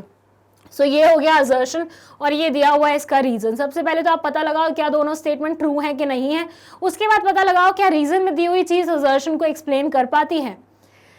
And the correct answer of this question is कि both assertion and reason correct बातें बोल रहे हैं। दोनों सेंटेंसेस बिल्कुल सही हैं। हाँ, रेपिटेटिव टास्क से कहीं ना कहीं एक्सपीरियंस गेन होता है। हाँ, ऑर्गेनाइजिंग क्रिएटिविटी एनहेंस करती है। लेकिन इन दोनों में कोई कनेक्शन तो समझ में नहीं आ रहा हम लोगों को। कहीं पे भी नहीं ये दिखा हमें कि ये रीजन असर्शन को अच्छे से एक्सप्लेन कर पा रहा है। सो हमारा राइट आंसर ये होगा कि दोनों स्टेटमेंट तो सही है लेकिन रीजन देने की जब बात आती है तो वो सही से नहीं दे पा रहे असर्शन का। ओके, नेक्स्ट हमारा केस स्टडी बेस्ड क्वेश्चन है। It says journey limited is a car manufacturing company. Journey limited करके एक कंपनी है जो कि कार मैन्युफैक्चरिंग का काम करती है। The company have allocated the work among different people working in the organisation. Company ने एलोकेट किया है काम अलग अलग लोगों में जो कि ऑर्गेनाइजेशन में काम कर रहे हैं ताकि कोई भी इकलौता इंसान ओवरबर्डन ना फील करे। मतलब पूरे काम को डिवाइड करके अलग अलग लोगों में बांट दे ताकि एक इंसान की ओवरबर्डनिंग ना हो जाए। The company has further functionally grouped these jobs under different departments. Company ने क्या किया है, सारे अलग अलग किस्म के कामों को अलग अलग डिपार्टमेंट्स में डाल दिया है। जैसे प्रोडक्शन से रिलेटेड जो काम कर रहे होंगे उसे प्रोडक्शन डिपार्टमेंट में डाल दिया, मार्केटिंग से रिलेटेड जो काम कर रहे होंगे उसे मार्केटिंग डिपार्टमेंट में डाल दिया है। तो ऐसे डिपार्टमेंटलाइजेशन करती है। Although the company strictly follows the principle of scalar chain, मानते हैं कि कंपनी स्ट्रिक्टली स्केलर चेन के प्रिंसिपल को फॉलो करते हैं कि एक पर्टिकुलर पैटर्न होता है किसी को भी कम्युनिकेट करने का, but this has led to a big disadvantage to the company. इसकी वजह से एक बहुत बुरा डिसएडवांटेज कंपनी को फेस करना पड़ा है। The manager in the company to realise that it was becoming difficult for him to perform all the work alone, so he shared some of it with 3 of its subordinates. Manager को भी realise हो गया कि बहुत ज्यादा काम अपने sir पे ले लिया, इतना तो हो नहीं पा रहा, तो उसने अपने काम को अपने नीचे सबऑर्डिनेट्स जो थे उनके बीच में थोड़ा थोड़ा डिवाइड कर दिया है। ठीक है, तो बेसिकली स्केलर चेन चल रहा है इस कंपनी में जिसकी वजह से डिसएडवांटेज भी फेस करना पड़ता है इन्हें। इन्होंने काम को डिवाइड करके डिपार्टमेंटलाइजेशन भी क्रिएट कर दिया और इन्होंने काफ़ी हद तक मैनेजर के काम को डिवाइड भी कर दिया, सबऑर्डिनेट्स को दे दिया है। Which function of management has been described above. ऊपर कौन से वाला फंक्शन किया गया है, कौन से वाला किया गया? डिपार्टमेंटलाइजेशन हुई है, काम को डिवाइड करके अलग अलग लोगों के बीच में बांटा भी हुआ है और डेलीगेशन भी हुई है। मैनेजर मेरे को लग रहा था डेलीगेशन रिलेटेड क्वेश्चन होगा तो इसलिए मैंने डेलीगेशन वर्ड पहले नहीं यूज़ किया, बट मैनेजर ने क्या किया है, डेलीगेशन किया है। ये सारी कॉन्सेप्ट्स हमने कौन से चैप्टर में पढ़ी हैं, बताइए कौन से चैप्टर में पढ़ी हैं? ये सारी हमने पढ़ी हैं ऑर्गेनाइजिंग चैप्टर में। ऑर्गेनाइजिंग में हम डिसेंट्रलाइजेशन, डेलीगेशन, ऑर्गेनाइजेशनल स्ट्रक्चर बनाना, वर्क को डिवाइड करना, डिवाइड करके लोगों में बांटना, डिपार्टमेंटलाइजेशन करना, ये सब पढ़ा था ना। तो D will be the correct answer of 26th question. Now 27th question, it says Oscar Limited is involved in manufacturing of remotes of AC. Oscar limited जो है वो मैन्युफैक्चर करती है क्या, रिमोट एसी के। Company usually manufactures 1000 remotes per day, हर दिन 1000 remote बना लेती है ये कंपनी।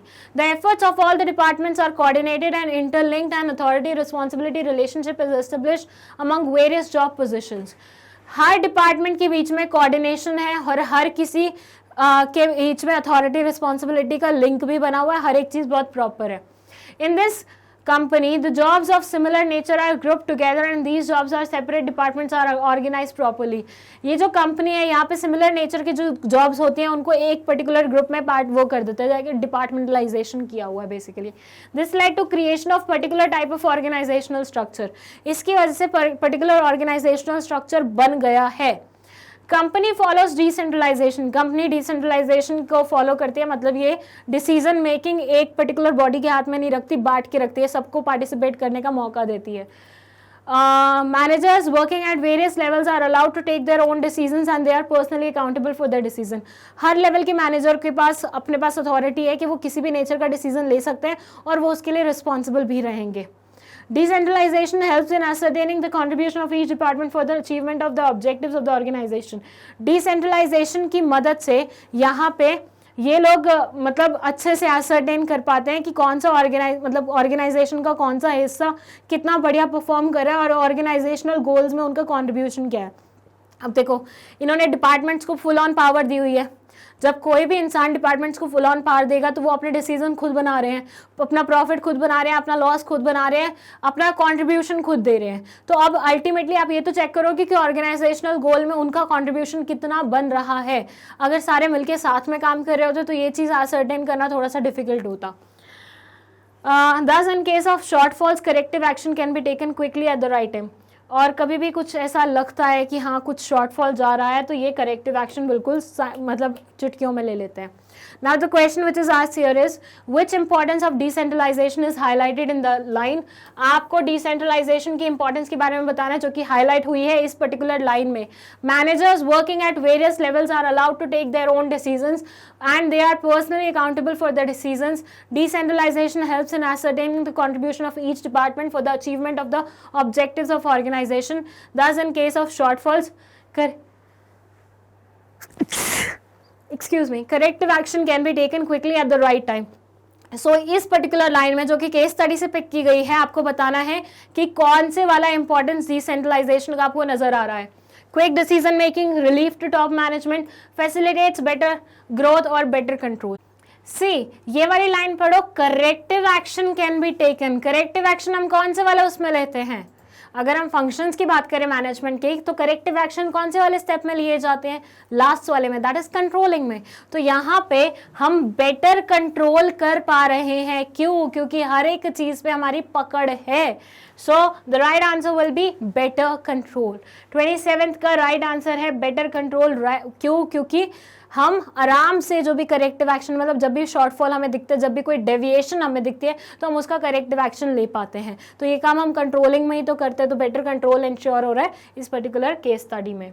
चलिए 27th का आंसर हो गया बेटर कंट्रोल। अब आता है 28th। यहाँ पे ये रिस्पॉन्सिबिलिटी और अथॉरिटी के बीच में की इक्वेशन आपसे जानना चाह रहे हैं। Which of the following is an ideal situation. कौन सी वाली आइडियल सिचुएशन है? Authority is equal to responsibility, मतलब जितना काम दिया गया है उसके अकॉर्डिंग, मतलब जितना काम दिया गया है, जितनी ऑब्लिगेशन दी हुई है उसी के अकॉर्डिंग पावर भी दी गई है। सेकेंड है अथॉरिटी इज ज्यादा देन रिस्पॉन्सिबिलिटी, मतलब पावर ज्यादा की दी हुई है और काम कम दिया गया है। Authority is less than responsibility, मतलब पावर कम दी गई है और काम ज्यादा दिया गया है। Any of them depending upon the situation. What do you think ideal situation क्या होती है? मैं तुम्हें पावर नहीं दे रही लेकिन तुम्हें काम भर भर के दे रही हूँ, तुम कर पाओगे? मैं तुम्हें पावर बहुत ज्यादा दे रही हूँ, काम बहुत कम दे रही हूँ, क्या तुम्हारी पावर सर पे चढ़ जाएगी? मैं दोनों ही मतलब इक्वल दे रही हूँ, उतनी पावर दे रही हूँ, उतना ही काम दे रही हूँ, या फिर जब मन करता है उसी के अकॉर्डिंग देख लेती हूँ। Right answer will be authority is equal to responsibility. ये आइडियल सिचुएशन रहती है। क्यों? क्योंकि अगर ढंग से काम करवाना है तो उतनी पावर भी देनी पड़ेगी, जितनी पावर दिया उतने नेचर का काम भी देना पड़ेगा, वरना वो पावर ओवर पावर बन जाएगी और वो सर पे नाचने लग जाएगी किसी भी इंसान के। तो this is an ideal situation. A 28th का आंसर है ए। चलिए नेक्स्ट है 29th question. I hope maximum question आपसे बन पा रहे हैं और बहुत इजी वे में आप उसका आंसर कर चुके हो और ज्यादातर आंसर सही भी निकल रहे हैं। लास्ट में मुझे बताना है कि कितना, मतलब आप लोगों को मुझे बताना है कमेंट सेक्शन में कितने क्वेश्चन तुम्हारे सही गए। विद दैट जितने भी डाउट्स हैं तुम्हारे, जितने भी डाउट्स हैं जो तुम मुझे यूजुअली इंस्टाग्राम FB पे भेजते हो, वो कृपया करके तुम यहीं पे भेज दो, क्योंकि वहां पे मैं एंटरटेन नहीं करती हूँ डाउट्स। सो जितने भी स्टूडेंट्स हैं जो किसी क्वेश्चन का आंसर पूछना चाह रहे हैं, जो कोई और रिलेटेड टर्म्स पूछना चाह रहे हैं, आजकल भर भर के आते हैं मेरे पास ऐसे मैसेजेस, आप लोग मुझे वहां पे मैसेजेस मत करिए, मेरे इंस्टाग्राम को सोशल मीडिया के लिए ही रहने दीजिए, अपना डाउट सेक्शन की क्लास मत बनाइए प्लीज। कृपया करके यहीं पे डाउट लिख दो कमेंट सेक्शन में, मैं सारे डाउट्स एंटरटेन कर लूंगी। Okay, large scale production done to reduce the average cost of production is the essence of which concept of marketing management? Product, production, selling, marketing. Large scale production done to reduce the average cost of production. कौन सा essence है marketing management का? The correct answer is production. ये हमने book में भी पढ़ा हुआ है, प्रोडक्शन जब हम करते हैं लार्ज स्केल पे ताकि हमारा इकोनॉमीज ऑफ स्केल अचीव हो पाए, तो वो प्रोडक्शन कॉन्सेप्ट में आता है। चलिए नेक्स्ट 30th क्वेश्चन बोलता है tomato limited as a food delivery service. मुझे ऐसा क्यों लग रहा है 29th 2 हो गए, नहीं ओके। So 30th है tomato limited a food delivery service app has recently faced criticism for tampering of their products by their boys sorry okay इन्होंने जोमेटो को टोमेटो कर दिया है। जोमेटो के साथ एक इशू हुआ था कि वहाँ पे ऐसी कोई वीडियो रिलीज हुई थी जिसमें डिलीवरी पर्सन क्या कर रहा था, खोल के खा रहा था और उसको रीपैक करके फिर दे रहा था। तब से जोमेटो और स्विगी ने अपनी अपनी टेप्स ला दी हैं जो लगाते हैं वो प्रोडक्ट्स पे ताकि कोई टैम्परिंग ना हो सके। So Tomato Limited decide to put a hologram seal on the food packets in order to protect the contents from the spoilage, leakage, pilferage, damage, along with a tag with a safety warning for the consumer to check the seal. Okay उन्होंने tampering को avoid करने के लिए seal लगा दिया। अब seal नहीं मिलेगी मतलब आपको आपका फूड किसी ने ऑलरेडी खोला हुआ है, सील मिलेगी मतलब वो पैक्ड है, उसके साथ कुछ भी नहीं हुआ है, श्योरिटी एश्योर करने के लिए। Which concept of marketing discussed above is performing in its important function of communicating with the potential buyers and promoting the sale? Branding, product designing and development, labeling और packaging. इन्होंने किस चीज़ में ऐसा change लाया है? The correct answer is packaging. उन्होंने packaging को इस तरह से कर दिया है, सील वाली पैकेजिंग कर दी है ताकि कोई भी इंसान श्योर रहे। जैसे अब हमारे घर में पैकेजिंग मतलब जोमेटो से आता है ऑर्डर, तो उसके ऊपर जोमेटो की टेप लगती है और इस नेचर की लगी होती है कि किसी के लिए बाद में लगाना या बाद में उसको निकाल के उसमें से खाना इज़ नॉट पॉसिबल। तो वो हमें श्योरिटी देता है कि भैया हमारा खाना बिल्कुल सही वे में आया है, किसी ने उसके साथ छेड़खानी नहीं की है, झूठा खाना हमें नहीं खिला रहे हैं। So packaging will be the correct answer of 30th question. ये केस बेस्ड मतलब जो टेस्ट सीरीज मैंने रखी थी ना उसमें भी था ये वाला क्वेश्चन।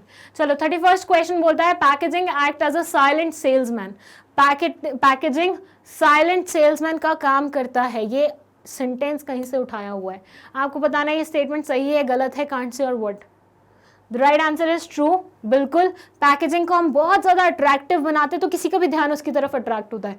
सेल्समैन क्या करता है, सेल्समैन आपके प्रोडक्ट को बिकवाने के लिए कुछ ना कुछ इनिशिएटिव लगाता है। अगर पैकेजिंग इतनी अट्रैक्टिव हो और वो आपके प्रोडक्ट को बिकवा दे तो वो सेल्समैन की तरह ही तो काम करेगी। साइलेंट सेल्समैन मतलब ये बोलता नहीं है लेकिन ऐसे एफर्ट जरूर करता है जिससे आपका प्रोडक्ट बिक जाए। तो ये स्टेटमेंट बिल्कुल सही है। 32nd question. Ajay joins a garment factory as a plant supervisor in Lucknow. Lucknow में इन्होंने plant supervisor की रोल के लिए garment factory में ज्वाइन किया है। He observes that the output of some worker is very low as compared to the standard set for the performance. On analyzing the reason for the same, he finds out that a lot of workers is wasted in this and that. Okay. मैंने ये पढ़ा हुआ है पहले, मैं आपको वैसे ही समझा देती हूँ। सो बेसिकली क्या था, आज जिस कंपनी में गारमेंट फैक्ट्री में जिसमें मैनेजर बना था उसने एक चीज़ नोटिस की कि बहुत सारे वर्कर्स खाली बैठे रहते हैं। तो उसने रीज़न पता लगाने की कोशिश की कि वर्कर्स की एफिशिएंसी इतनी ख़राब क्यों है। तो उसने वो पता लगा कि वर्कर्स जब भी रॉ मटेरियल कलेक्ट करने के लिए जाते हैं तो वो स्टॉक वाले के पास रॉ मटेरियल होते नहीं है, फिर उसको ऑर्डर करना पड़ता है जिसकी वजह से वर्कर्स को बैठना पड़ता है एक्स्ट्रा टाइम। सो अब इसने क्या किया, उस चीज़ को चेंज करने के लिए अजय ने एक चीज़ की कि जिसको भी जो भी सामान चाहिए आप एडवांस में बता के रखो, जो बंदा है जो पूरा रॉ मटेरियल अपने पास रखता है उसको, ताकि अगर उसके पास वो सामान अवेलेबल नहीं है तो वो पहले से ही ऑर्डर करके रखे। इससे क्या होगा, तुम आओगे, तुम्हें रॉ मटेरियल मिलेंगे, तुम उसमें काम करना शुरू करोगे and you will be done with the task, और तुम्हारी एफिशिएंसी लेवल भी बढ़ेगी। तो ये पर्टिकुलर चीज़ इन्होंने सोची थी, और इससे कॉपरेशन भी बढ़ाने के बारे में सोचा, क्योंकि रॉ मटेरियल देने वाले इंसान और वर्कर्स के बीच में बिल्कुल भी कॉपरेशन कोऑर्डिनेशन नहीं था, तो वो भी इंप्रूव करने की कोशिश की। ये पूरी केस स्टडी है। अब इससे रिलेटेड जो क्वेश्चन वो ये है, in context of the above case, identify quality of management that Ajay has introduced in the working of the production department as a corrective measure to control the output of the workers. Ajay ने ऐसा क्या चीज बदला, ऐसी क्या quality management में बदली जिसकी वजह से वहां का पूरा सिनेरियो चेंज हो गया। Organising, planning, coordinating, directing. मैंने अनइंटेंशनली तुम्हें शायद आंसर पहले ही हिंट कर दिया था, answer will be coordination. Coordination improve किया है इन्होंने लोगों के बीच में। आई होप ये क्वेश्चन आपसे बहुत इजीली बन गया, बहुत प्यारा क्वेश्चन था, बहुत इजी क्वेश्चन था। चलिए 32 का आंसर है सी। अब हम आ जाते हैं 33 क्वेश्चन पे। ये बोलते हैं Ashni agro OPC private limited, OPC बोले तो 1 person company, private limited, run by mister Nishant Ali, deals in manufacturing of soft toys. ये एक एशनी करके एग्रो प्राइवेट लिमिटेड ओपीसी है, ये क्या बनाती है, सॉफ्ट टॉयज बनाती है। जैसे कि फ्रेंडशिप डे आ रहा है, mister Nishant decided to double the production and half the rest intervals of the employees. Nishant ने डिसाइड किया कि प्रोडक्शन को डबल कर देते हैं, रेस्ट इंटरवल को आधा कर देते हैं, मतलब 4 घंटे की जगह 8 घंटे की शिफ्ट रखते हैं और लोगों को आधे घंटे की ब्रेक की जगह 15 मिनट का ब्रेक देते हैं। ये सोचा इन्होंने, ये स्ट्रैटेजी काम नहीं करी और इनकी एफिशिएंसी लेवल लोगों की क्या हो गई, डिक्रीज होने लग गई। Identify the technique of scientific management ignored bye mister Nishant. आपको बताना है कौन सी वाली स्ट्रैटेजी, कौन सी वाली टेक्निक है साइंटिफिक मैनेजमेंट की, टेलर द्वारा दी गई साइंटिफिक मैनेजमेंट की कौन सी वाली टेक्निक है जो मिस्टर निशांत ने इग्नोर कर दी। सो बेसिकली ये क्या बोल रहे हैं कि जो टाइम इंटरवल होगा, जो आपका टाइम काम करने का होगा, उसको हम डबल कर रहे हैं, और जो तुम्हें ब्रेक मिलता था उसको आधा कर रहे हैं, जिसकी वजह से लोगों की एफिशिएंसी डिक्लाइन हो गई। तो इन्होंने कौन से वाली टेक्निक का पालन नहीं किया, कौन से वाली का नहीं किया। रेस्ट इंटरवल किस में देते हैं, फटीग में। फटीग में हम बेसिकली ये डिसाइड करते हैं किसको कितने रेस्ट इंटरवल देने हैं अकॉर्डिंग टू द काम। ज़्यादा रेस्ट इंटरवल देते तो उनकी एफिशिएंसी इंक्रीज होती, इन्होंने उल्टा कर दिया। तो ये वाली साइंटिफिक थ्योरी टेक्निक है, सॉरी, जो इन्होंने फुलफिल नहीं करी। ठीक है, चलिए, सो 33 का आंसर है सी। कोई भी डाउट है किसी भी क्वेश्चन में, just right it down in the comment section. Your Tummy began its business by offering the classic combo of hamburgers and fries. Your Tummy करके कोई मतलब ऑर्गेनाइजेशन है जो क्लासिक कॉम्बिनेशन दे रही है हैमबर्गर्स और फ्राइज का, but over time their customer wanted healthier foods. Over the time इनके कस्टमर को चाहिए था कि थोड़ा हेल्दी फूड मिले। So your tummy responded and began offering healthy alternatives. तो योर टमी ने क्या किया, हेल्दी ऑप्शन देना शुरू कर दिया, alternatives such as salads, fruits, wraps, oatmeal, ये सारी चीज़ें इन्होंने हेल्दी ऑप्शन में रखी। If your tummy hadn't responded they may have lost customers that wanted to eat healthier. अगर योर टमी कस्टमर की डिमांड के अकॉर्डिंग नहीं ऑप्शन देते तो इन्होंने कस्टमर्स को तो लूज कर दिया था। The above case highlight one of the point related to the importance of business environment. ऊपर वाले एग्जाम्पल से आप कौन सा इंपॉर्टेंस बिजनेस एनवायरनमेंट का समझते हैं, आपको आइडेंटिफाई करना है वो। It helps in coping with the rapid changes, it helps in improving performance, it helps the firm to identify threats and early warning signals, it enables the firm to identify opportunities and getting the first mover advantage. आपको बताना है your tummy जिससे customers demand कर रहे थे कि healthy options लेके आओ, और वो लेके भी आया कस्टमर्स की डिमांड्स के अकॉर्डिंग, ताकि उसका कस्टमर बेस कहीं और ना भाग जाए। ये हमें कौन से बिजनेस एनवायरनमेंट का फ़ायदा बताते हैं, मतलब हमें बिजनेस एनवायरनमेंट का कौन से वाला फ़ायदा बताते हैं। 4 फायदे आपके सामने लिखे हुए हैं। The correct answer it helps in coping with the rapid changes. लोग पहले अनहेल्दी खाना पसंद करते थे, now they are wanting healthier options. ये उनके एटीट्यूड, ये उनके टेस्ट में चेंज आया है, उनके टेस्ट में चेंज आया है। आपने उस चेंज को समझा और उसके अकॉर्डिंग अपने प्रोडक्ट्स में चेंजेस लाए, तो आपने क्या किया है, रैपिड चेंजेस के साथ अपने आप को बदला है, तो you are coping with the rapid changes. So A will be the correct answer of question number 34। चलिए, now let's talk about 35th question. After completing a diploma in interior decoration, Malini Birwal set up a small office at Chandigarh to render services. Being new in the field of entrepreneurship, she put in logical and systematic thinking involving foresight, intelligent imagination and sound judgment rather than guesswork. She made certain assumptions as she knew that only accurate forecast will act as base material upon which the plans are to be drawn. Her friend Neeru Sharma, who has done MBA, advised her to do planning effectively, as a good planning will help develop managerial response to deal with the changes and uncertain events. So she acted in a conscious manner and made sub plans for the juniors to follow. Okay, so Malini Birwal करके एक लड़की है जिसने अपनी interior decoration में diploma complete किया और उन्होंने चंडीगढ़ में अपना खुद का ऑफिस सेट कर लिया है सर्विसेज देने के लिए. अब ये इस पर्टिकुलर मतलब इस पर्टिकुलर एनवायरनमेंट में थोड़ी सी नई है. She put in logical and systematic thinking involving foresight this and that. तो इसने थोड़ा सा मेहनत किया अपना पूरी थिंकिंग प्रोसेस को सही करने के लिए. बहुत लॉजिकल सोच के कैलकुलेशन बेस करके इसने पूरी अपनी एक प्लान सेट की है kind of. She made certain assumptions. इसने कुछ अजम्पशंस बनाए हैं फ्यूचर के बारे में. एंड इसकी एक फ्रेंड है जिसने MBA किया है, नीरू शर्मा उसका नाम है. उसने एडवाइस किया इसको कि प्लानिंग अच्छे से कर, क्योंकि प्लानिंग अच्छे से करेगी तो हर एक काम बहुत सिस्टमैटिक वे में चलेगा. Which feature of planning is highlighted in the above case study? आप केस स्टडी से ये तो समझ ही गए होंगे कि प्लानिंग से रिलेटेड कुछ चीज़ के बारे में बात हो रही है. तो आपको बताना है प्लानिंग का कौन से वाला फीचर ऊपर हाईलाइट किया गया है. Planning is all pervasive, planning is a mental exercise, planning is a continuous process, planning focuses on achieving organisational goals. यहाँ पे देखिए, यहाँ हर अगली लाइन में लिखा हुआ है foresight, intelligent imagination, sound judgement, ये वो, मतलब बहुत ज्यादा दिमाग पे प्रेशर क्रिएट करने वाली चीज हुई है. सो यहाँ पे right answer will B planning is a mental exercise. बहुत सारी चीजें दिमाग की लगती हैं. ध्यान दीजिएगा, आपको केस स्टडी में जो चीज पे ऐसा लग रहा है कि ज्यादा फोकस दिया गया है उसका आंसर वही निकलेगा. केस स्टडी जब भी पढ़ रहे हो ना, कोई चीज आपको लगे कि या तो ये तो एक्स्ट्रा ही दे के रखी हुई है, तो समझ जाइएगा मतलब वो उसका राइट आंसर होगा. ठीक है. उसके बाद नेक्स्ट क्वेश्चन है हमारा क्वेश्चन नंबर 36. ये क्या बोलता है? Match the concept of management in column 1 with the respective explanation in column 2. दो वो दी हुई है.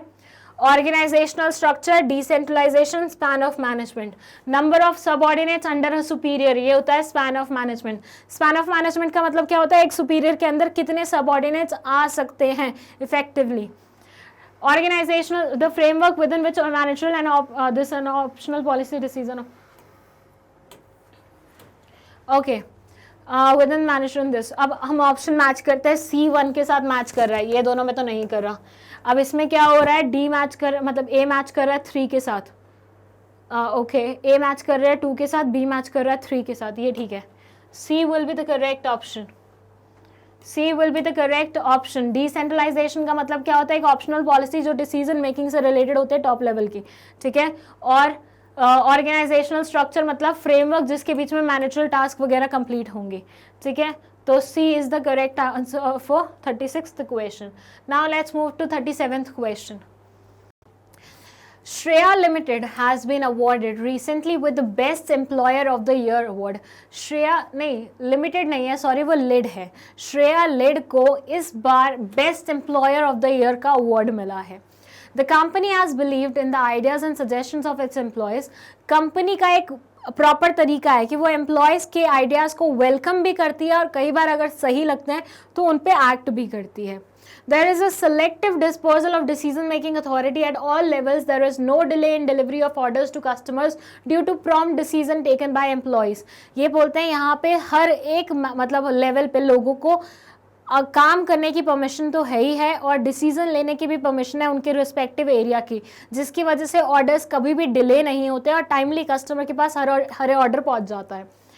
Identify the concept of management followed by the company. आपको आइडेंटिफाई करना है कॉन्सेप्ट मैनेजमेंट का, जो कि मैनेजमेंट का मतलब जो कंपनी ने फॉलो किया हुआ है. Authority, responsibility, delegation, decentralisation.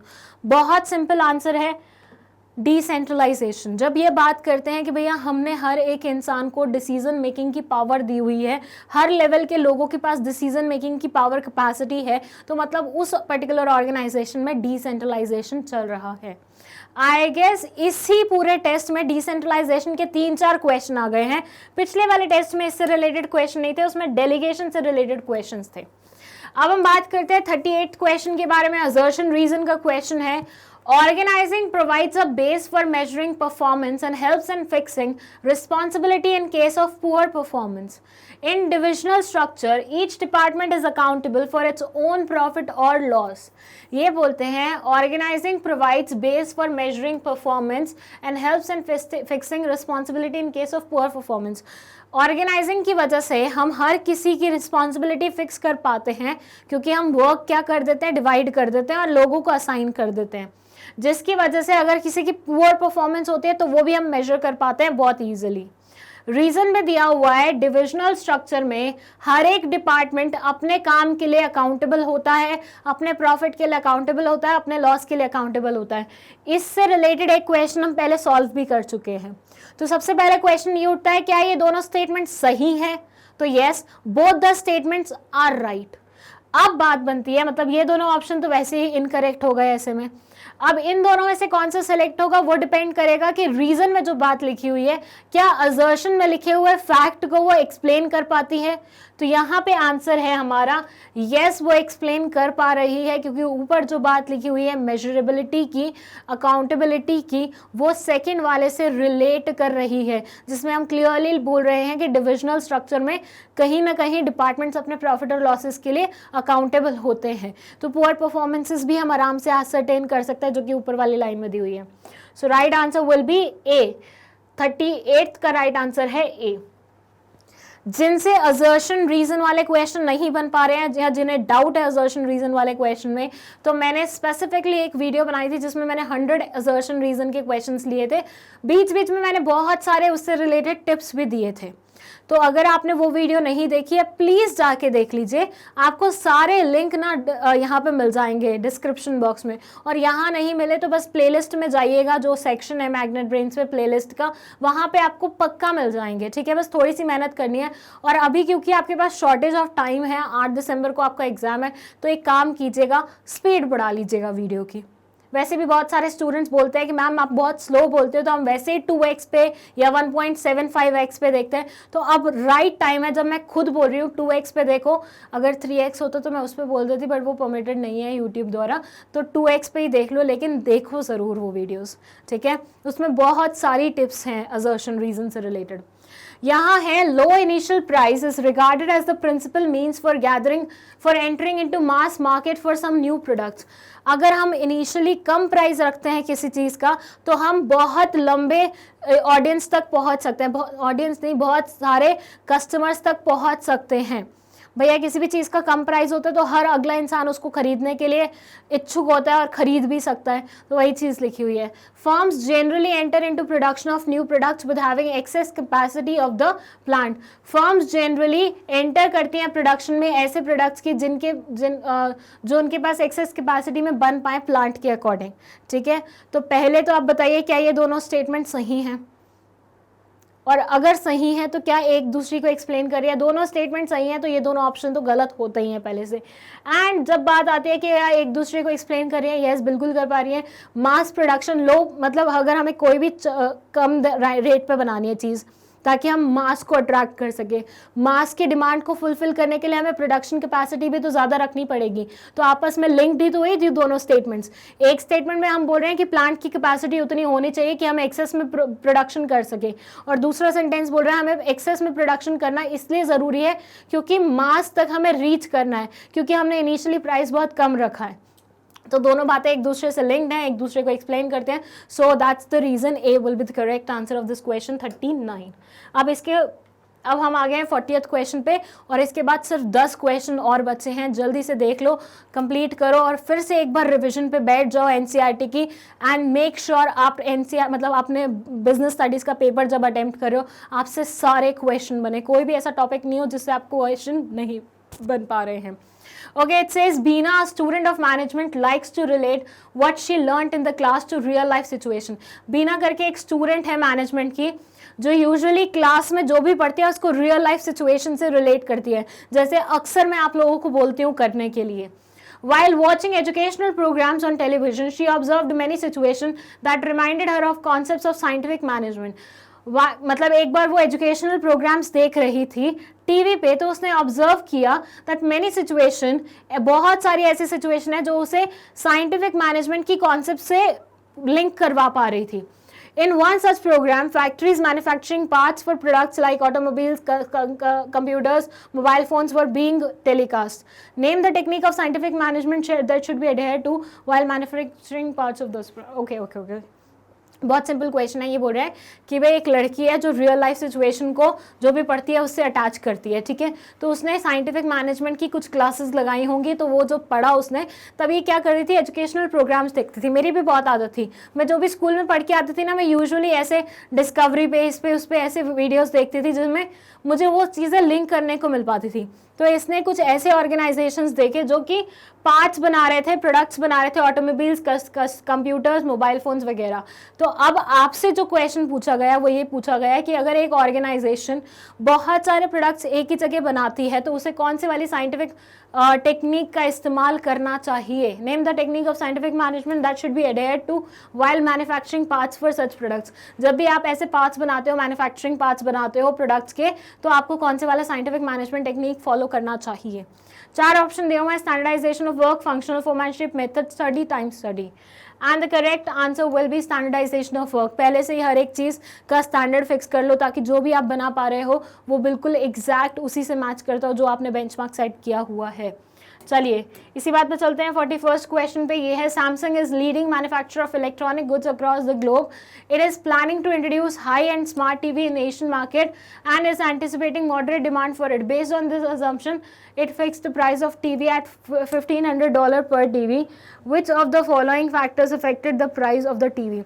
ये बोल रहे हैं कि भैया सैमसंग एक लीडिंग मैन्युफैक्चरर ब्रांड है जो कि इलेक्ट्रॉनिक आइटम्स बनाता है और इसको पता चला है कि मतलब स्मार्ट टीवीज़ का बहुत ज़्यादा क्रेज़ पैदा हुआ है अभी एशियन मार्केट में, जिसकी वजह से इसने भी डिसाइड किया कि मैं भी टीवीज़ बनाऊंगा, स्मार्ट टीवीज़. और इसने डिमांड को ध्यान में रखते हुए, एंटिसिपेट करते हुए एक टीवी का प्राइस $1,500 रखा. आप बताइए which of the following factor affected the price of the TV. इसने प्राइस कैसे फिक्स किया, किन फैक्टर्स पे बेस्ड किया. Utility and demand, product cost, extent of competition in the market, none of the above. बहुत सिंपल क्वेश्चन है, बहुत simple question है. क्वेश्चन में ये आंसर छुपा हुआ है. इसने कैसे डिसाइड किया कि मुझे प्राइस क्या फिक्स करना है, इसने क्या अज्यूम किया, इसने डिमांड को अज्यूम किया. तो यहाँ पे आंसर क्या होगा, यूटिलिटी एंड डिमांड.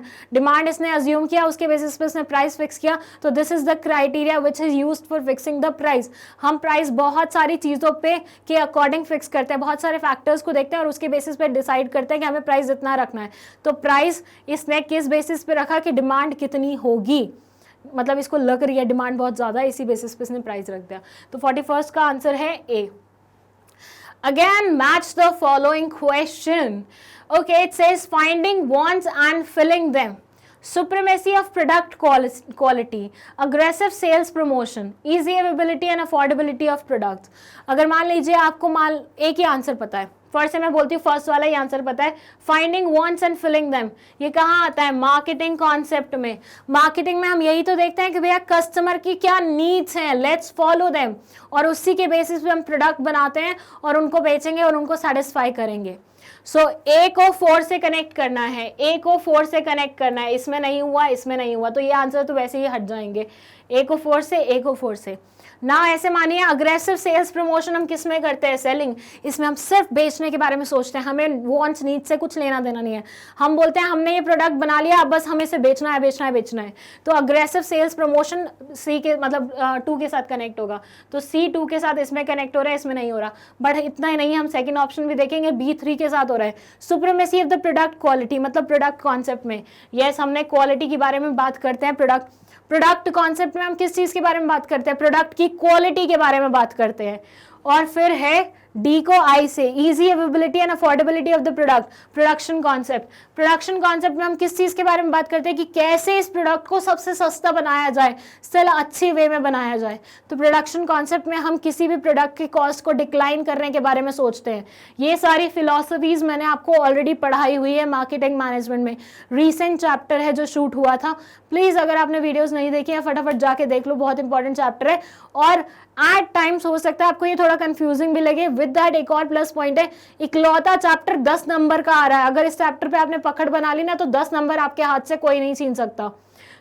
ये अलग अलग कॉन्सेप्ट्स हैं जो मैं पढ़ा चुकी हूं आपको, और मैंने अभी आपको एक्सप्लेन भी कर दिया है। तो A will be the correct answer, this will not be the correct answer. Right answer of 42 question is what? A. ठीक है, फिलोसफीज थी और मार्केटिंग मैनेजमेंट की, और इधर आपको ऑप्शन दिए हुए थे, आपको बस मर्ज करना था। Okay, good life limited is manufacturing company dealing in pain relief tablets, it is a over the counter drug.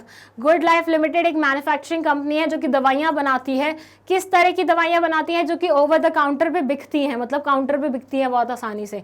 These tablets are available in strips of 10 tablets. ये जैसे वो टैबलेट्स नहीं बनी होती है ऐसे 10 स्ट्रिप्स बनी होती हैं, वैसे ही 10 स्ट्रिप्स का एक पत्ता मिलता है इस टैबलेट का। इनको हम कार्डबोर्ड में फिक्स करते हैं, मतलब एक कार्डबोर्ड में उसे डालते हैं, और these are placed in the corrugated boxes. Then ऐसे कार्डबोर्ड को हम कोरुगेटेड बॉक्सेस में डालते हैं। ठीक है, तो पहले ऐसे फिक्स होंगे, फिर ऐसे होंगी, फिर ऐसे होंगी, और फिर डिलीवर किया जाते हैं रिटेलर्स। तो company also rolled out advertisement on major TV channels to boost the sales of the drug. Company ने बहुत सारे टीवी चैनल्स पे एडवर्टीजमेंट भी डाली है ताकि वो अपने सेल्स, मतलब अपने ड्रग की सेल कर सके। बहुत सारी दवाइयों की ऐड आती है, आप देखते भी होंगे, कुछ ऐसी होती हैं जो आपको रिजुविनेट करती हैं, और ऐसी अभी अनिल कपूर वाली आ रही है एक, उसमें अनिल कपूर और कौन है हमारा रणबीर सिंह, इन दोनों की एक ऐड आ रही है, वो भी दवाई से रिलेटेड ऐड है। तो बहुत बार दवाइयों की ऐड आती है, इन्होंने भी अपने टीवी चैनल्स पे दवाइयों की ऐड दी है। The company has come up with a new muscle relaxant ointment with no chemicals and just herbs and plant based materials as its constituent. इस पर्टिकुलर कंपनी ने मसल रिलैक्सेंट ऑइंटमेंट निकाला एक, जो कि केमिकल बेस्ड बिल्कुल भी नहीं है, हर्ब से बनाया गया और बहुत अच्छे से किसी को भी आराम देता है। It helps in satisfaction of customers and does not need any industrial waste after manufacturing. ये कस्टमर्स को भी सेटिस्फाई करता है, at the same time industrial waste भी नहीं छोड़ता, तो एनवायरमेंट के लिए भी फ्रेंडली है। However when the company release this it did not provide the right method of using it. अच्छा, कंपनी ने एक गलती कर दी कि जैसे इन्होंने ये ऑइंटमेंट रिलीज किया, उन्होंने इसको किस तरह से यूज किया जाए वो नहीं बताया, लेबल पे वो नहीं लिखा, जिसकी वजह से उन्हें कस्टमर्स को काफी सारे कंप्लेंट दे के गया कि भैया तुमने तो दवाई का वो ही नहीं लिखा कि कैसे यूज करना है, क्या है इसमें, वो सब चीजें, बेसिक चीजें तुमने नहीं लिखी है। अब यहाँ पे जो क्वेश्चन पूछा गया है वो ये है, which packaging is highlighted in the line, these strips are packed in cardboard box and these boxes are placed in corrugated box and delivered to the retailers for sale. ये आपसे पूछना चाह रहे हैं कि भैया इस लाइन में कि ये स्ट्रिप्स कार्डबोर्ड बॉक्स में पहले हुई गई हैं, फिर कोरुगेटेड बॉक्स में गई हैं और फिर डिलीवर हुई हैं रिटेलर्स को, इसमें कौन से वाली पैकेजिंग हाईलाइट हुई है? हमने पढ़ी हुई है 3 types of packaging, primary, secondary and transport. तो आपको यहाँ पे बताना है कौन सी वाली पैकेजिंग इस्तेमाल हुई है। तो पैकेजिंग इस्तेमाल हुई है प्राइमरी एंड सेकेंडरी नेचर की, मतलब इन दोनों को हमने इस्तेमाल करके अपना गुड प्रोड्यूस किया है। सो 43 का आंसर है D. Now let's move to 44th question, assertion reason वाला क्वेश्चन है। It says management is pervasive and reason में दिया हुआ है management is required only for profit organization. Management is pervasive मतलब हर नेचर की ऑर्गेनाइजेशन पे, हर लेवल पे मैनेजमेंट की रिक्वायरमेंट होगी, और management is required only for profit organization. Like seriously, excuse me, NPOs पे नहीं लगेगा क्या? बिल्कुल लगेगा। So this is a wrong statement. So A is true but R is false. This will be the right answer. C will be the right answer of 44th question. जो reason में sentence लिखा हुआ है पहले ही वो गलत लिखा हुआ है, तो आगे तो question arise ही नहीं होता। So सबसे पहले यही हमारा आंसर आ जाएगा कि management is pervasive, which is correct statement, लेकिन ये statement number 2 बिल्कुल गलत है। तो A is right, R is false. C is the correct answer of 44th question. Now let's move to 45th question. It says assertion में the various functions of management are interrelated. However, planning provides the basis for all other functions. हर एक function जो management का है वो interrelated है, however planning provides the basis for all other functions, मतलब हर एक function planning से शुरू होता है, ये बेस प्रोवाइड करता है बाकी सारे फंक्शंस के लिए, और उसके बाद सारे फंक्शंस आते हैं। तो सारे फंक्शंस इंटर रिलेटेड तो हैं, लेकिन शुरुआत प्लानिंग से होती है। रीजन में लिखा हुआ है planning is a continuous activity. Planning क्या है? कंटिन्यूअस एक्टिविटी है जो चलती रहती है, कभी खत्म नहीं होती है। अब आपको बताना है क्या दोनों स्टेटमेंट सही हैं, तो यस दोनों स्टेटमेंट बिल्कुल सही हैं, लेकिन क्या एक स्टेटमेंट दूसरे को सेटिस्फाई कर पा रही है, एक्सप्लेन कर पा रही है, तो the answer will be no. ये थोड़ा ऊपर होना चाहिए, बी पे है ये, ठीक है, ये थोड़ा प्लेसमेंट गलत हो गया, B will be the right answer. Both A and R true but R is not the correct explanation of A. Planning एक कंटिन्यूस एक्टिविटी है, हमने पढ़ा हुआ है, प्लानिंग हर सारे फंक्शंस का बेस है, बिल्कुल है, हम मानते हैं। दोनों स्टेटमेंट सही है, लेकिन एक स्टेटमेंट दूसरे को एक्सप्लेन नहीं कर पा रहा है, एक स्टेटमेंट दूसरे का रीजन नहीं है, तो 45th का आंसर होगा बी। बी होगा आंसर, प्लेसमेंट थोड़ी सी टिक मार्क की गलत है, B will be the correct answer. चलिए 46th question, selling is the heart of marketing. Selling heart है मार्केटिंग का, मार्केटिंग का हार्ट है सेलिंग, दिस इज मार्केटिंग तो this is selling. Marketing is wider in scope than selling which include selling as its essential part.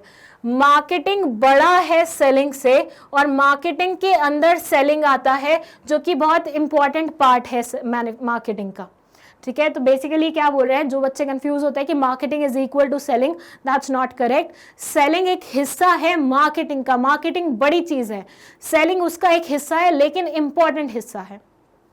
यहां पे answer होगा yes, both the statements are correct and marketing is wider in scope. Marketing बिल्कुल wider है scope में, और selling उसका एक हिस्सा है। तो बेसिकली ये दोनों स्टेटमेंट सही हैं और एक दूसरे को एक्सप्लेन भी करी हैं। राइट आंसर यहाँ पे ए है, प्लेसमेंट थोड़ी गलत है, राइट आंसर इज ए, ठीक है। चलिए नेक्स्ट क्वेश्चन है हमारा, क्वेश्चन नंबर 47। ये बोलता है entry of new firms in the market में make an enterprise think afresh about how to deal with the situation. Business environment assist in planning and policy formulation. Entry of new firms in the market may make an enterprise think afresh about how to deal with the situation. नई firms जैसे ही market में आती हैं, एक particular firm जो already existing है, उसको एक बार नए तरीके से सोचने का मौका मिल जाता है कि किस तरह से इस सिचुएशन को डील करना है। Business environment assist in planning and policy formulation. Business environment हमें असिस्ट करता है प्लानिंग और पॉलिसी फॉर्मुलेशन में। अब बताइए क्या दोनों स्टेटमेंट सही हैं, तो दोनों स्टेटमेंट बिल्कुल सही हैं। लास्ट के दो option can't be correct, correct answer will be B, क्योंकि ऊपर वाले दिए हुए सेंटेंसेस सही तो हैं, लेकिन एक दूसरे को एक्सप्लेन नहीं कर रहा। चलिए नाउ लेट्स मूव टू हमारे लास्ट थर्ड क्वेश्चन है। असर्शन रीजनिंग का ये है, fatigue study is a very helpful technique for checking the movements of the workers. With the technique of fatigue study Taylor wanted to emphasise the rest is more important than work. पहले बताइए क्या दोनों statement सही हैं? Fatigue study is very helpful technique for checking the movements of the workers. बताइए, the statement is incorrect. Fatigue study में हम movements नहीं चेक करते, हम चेक करते हैं कि कितना राइट इंटरवल देना चाहिए, कितने मिनट्स का, कितने आवर्स का राइट इंटरवल होगा, ताकि वो आराम कर सके और अपनी एनर्जी को रीगेन कर सके। तो पहले वाला तो स्टेटमेंट ही गलत है, तो ये दोनों तो आंसर हो नहीं सकते। उसके बाद आता है कि technique of fatigue study Taylor wanted to emphasise that rest is more important than work. मतलब रेस्ट करवाना ज्यादा इंपॉर्टेंट है काम से। नहीं, टेलर ने बोला था अच्छा काम कराना है तो बीच में रेस्ट दे दो। इसका मतलब ये नहीं है कि तुम्हारे लिए रेस्ट ही इंपॉर्टेंट हो गया है, वर्क इंपॉर्टेंट नहीं है। तो ये वाला स्टेटमेंट भी गलत है। So the right answer will be both A and R are false. ध्यान दीजिएगा, टेलर भाई साहब ने ये जरूर बोला था कि रेस्ट किसी भी इंसान के लिए जरूरी होता है जब वो काम कर रहा होता है, जब हमें उससे अच्छा काम करवाना होता है। लेकिन इसका ये बिल्कुल भी मतलब नहीं है कि वो वर्क से ज्यादा इंपॉर्टेंट हो जाएगा। वर्क से ज्यादा इंपॉर्टेंट रेस्ट कभी नहीं हो सकता। टेलर भाई साहब ने कभी एम्फेसाइज नहीं किया उस चीज पे। सो दोनों ही स्टेटमेंट क्या है, गलत है। E will be the correct answer of 48th question. चलिए 49th क्वेश्चन है हमारा, management is needed in all types of organisation. Management is an intangible force. Management हर तरह की ऑर्गेनाइजेशन में नीडेड होती है। क्या ये स्टेटमेंट सही है? बिल्कुल सही है। Management is an intangible force, yes, ये दिखाई नहीं देती लेकिन फील होती है, तो ये स्टेटमेंट भी ट्रू है। तो ऐसे में ये दोनों आंसर तो वैसे इनकरेक्ट हो जाते हैं। बट ये बताइए क्या ऊपर और नीचे दी गई स्टेटमेंट आपस में लिंक्ड है? बिल्कुल भी नहीं है। सो करेक्ट आंसर क्या होगा हमारा कि दोनों स्टेटमेंट हैं सही, लेकिन B will be the correct answer, यहाँ पे गलत मार्क्ड है, B will be the correct answer. क्यों? क्योंकि दोनों स्टेटमेंट बिल्कुल सही है। मैनेजमेंट एक इंटेंजिबल फोर्स है, हमने पढ़ा हुआ है फीचर्स में, और ऊपर दी गई स्टेटमेंट भी बिल्कुल ठीक है। हर टाइप की ऑर्गेनाइजेशन में मैनेजमेंट रिक्वायर्ड होती है, लेकिन द थिंग इज कि ये दोनों आपस में लिंक नहीं है, तो राइट आंसर होगा A and R, both are correct, but R is not the correct explanation of A. Now let's move to 50th and the last question। वापस से एनर्जी आ जाती है ना। वो बचपन में स्टोरी पढ़ी थी एक चिड़िया की, जो बहुत मुश्किल से दाना कलेक्ट करके अपने बच्चों के लिए ला रही थी, बहुत आराम से चलती हुई आती है, बहुत थक गई है, लेकिन जैसे ही वो दूर से देखती है कि मुझे मेरा घोंसला दिख रहा है, उसमें फिर से एनर्जी आ जाती है। There was a teacher of mine, major sir, major Kharb sir. उन्होंने पढ़ाई थी, क्या इंटरेस्ट के साथ पढ़ाई थी, मजा आ गया था वो पढ़ के, और वो आई फील होता भी है। जैसे ही हम एंड पे पहुंचते हैं अपने ऑब्जेक्टिव को अचीव करने वाले से, एकदम से हमारे अंदर फिर से वो एनर्जी रीगेन हो जाती है, राइट। चलो बहुत अच्छी बात है। अब इसके बाद रुकना नहीं है, ये पूरा वीडियो कंप्लीट करते ही आधे घंटे का ब्रेक लेके बैठ जाना कुछ और बढ़िया करने के लिए। एनसीईआरटी पढ़ लो, या फिर वो टेस्ट सीरीज लगा लो जो मैंने वीडियोस बनाई हैं, या फिर रिवीजन कर लो लास्ट मिनट की, जैसे भी है। चलो, management helps in development of society. Management मदद करती है सोसाइटी की डेवलपमेंट के लिए। Management aims at survival and growth of organisation. Management aim करता है सर्वाइवल और ग्रोथ किसी भी ऑर्गेनाइजेशन का। क्या ये दोनों स्टेटमेंट ट्रू हैं? First of all, yes, both the statements are true, but ये एक दूसरे को ढंग से एक्सप्लेन नहीं कर पा रहे हैं। असर्शन में लिखा हुआ फैक्ट रीजन से रिलेट नहीं कर पा रहा है। दोनों स्टेटमेंट्स तो ट्रू हैं, बट नहीं, so the answer will be B. 50th का आंसर है B. And that's it. Finally हमारे 50 क्वेश्चन खत्म हो गए हैं। इससे पहले कि तुम वीडियो छोड़ के फट से भाग जाओ, मैं तुम्हें बता दूं कि 7 दिसंबर को हमारी आने वाली है रिविजनल क्लास, जिसमें हम हर एक चैप्टर में जो जो टॉपिक आने वाले हैं आपके पेपर में, उसे लास्ट मिनट रिविजन के तौर पे देखेंगे। इसके अलावा मैं आपके डाउट्स लूंगी उसमें, एंड साथ ही साथ मैं आपको लास्ट मिनट से रिलेटेड कुछ टिप्स दूंगी कि अब क्या कर सकते हो, एक रात में तुम क्या ऐसा बड़ा कर सकते हो कि बिजनेस स्टडीज का पेपर तुम्हारा बहुत बढ़िया जाए। मुझे बहुत अच्छे से, मतलब मुझे वो होता है ना, इंट्यूशन आ जाते हैं, गट फीलिंग आपकी बहुत स्ट्रांग होती है, तो मुझे ऐसे इंट्यूशन आ रहे हैं मेरे सारे स्टूडेंट्स का पेपर बहुत अच्छा जाएगा और बिजनेस स्टडीज का पेपर बहुत ईजी आएगा। But we have to prepare for the worst. Actually हम वर्स्ट के लिए प्रिपेयर करेंगे तो बेस्ट आएगा और हम खुश हो जाएंगे। That's it. चलिए फिर मिलते हैं 7 दिसंबर को। वो क्लास बिल्कुल भी स्किप मत कीजिएगा, क्योंकि मैं अपनी जी जान लगा दूंगी उस क्लास में आपको परफेक्ट मार्क्स दिलवाने के लिए। एंड आई एक्सपेक्ट कि सारे बच्चे वो क्लास अटेंड करेंगे। विद दैट आपने कितने मार्क्स स्कोर करे हैं मुझे कमेंट सेक्शन में बताओगे। विद दैट आपके जितने भी डाउट्स हैं वो भी आप मुझे बताओगे, एंड साथ ही साथ आप अपने कुछ और रिक्वेस्ट है तो वो भी प्लेस कर देना कमेंट सेक्शन में। सारे के सारे लिंक आपको डिस्क्रिप्शन बॉक्स में मिल जाएंगे, जितने भी इंपॉर्टेंट लिंक हैं, लाइक टेस्ट सीरीज का या फिर MCQ सीरीज का, जो भी है। और बाकी अगर कोई पर्टिकुलर टॉपिक में कोई भी दिक्कत है तो जाके वो वीडियो देख लो उससे रिलेटेड। चलिए दैट्स इट। मिलते हैं फिर 7 दिसंबर को। Thank you so much for watching this video and all the very best for your exams.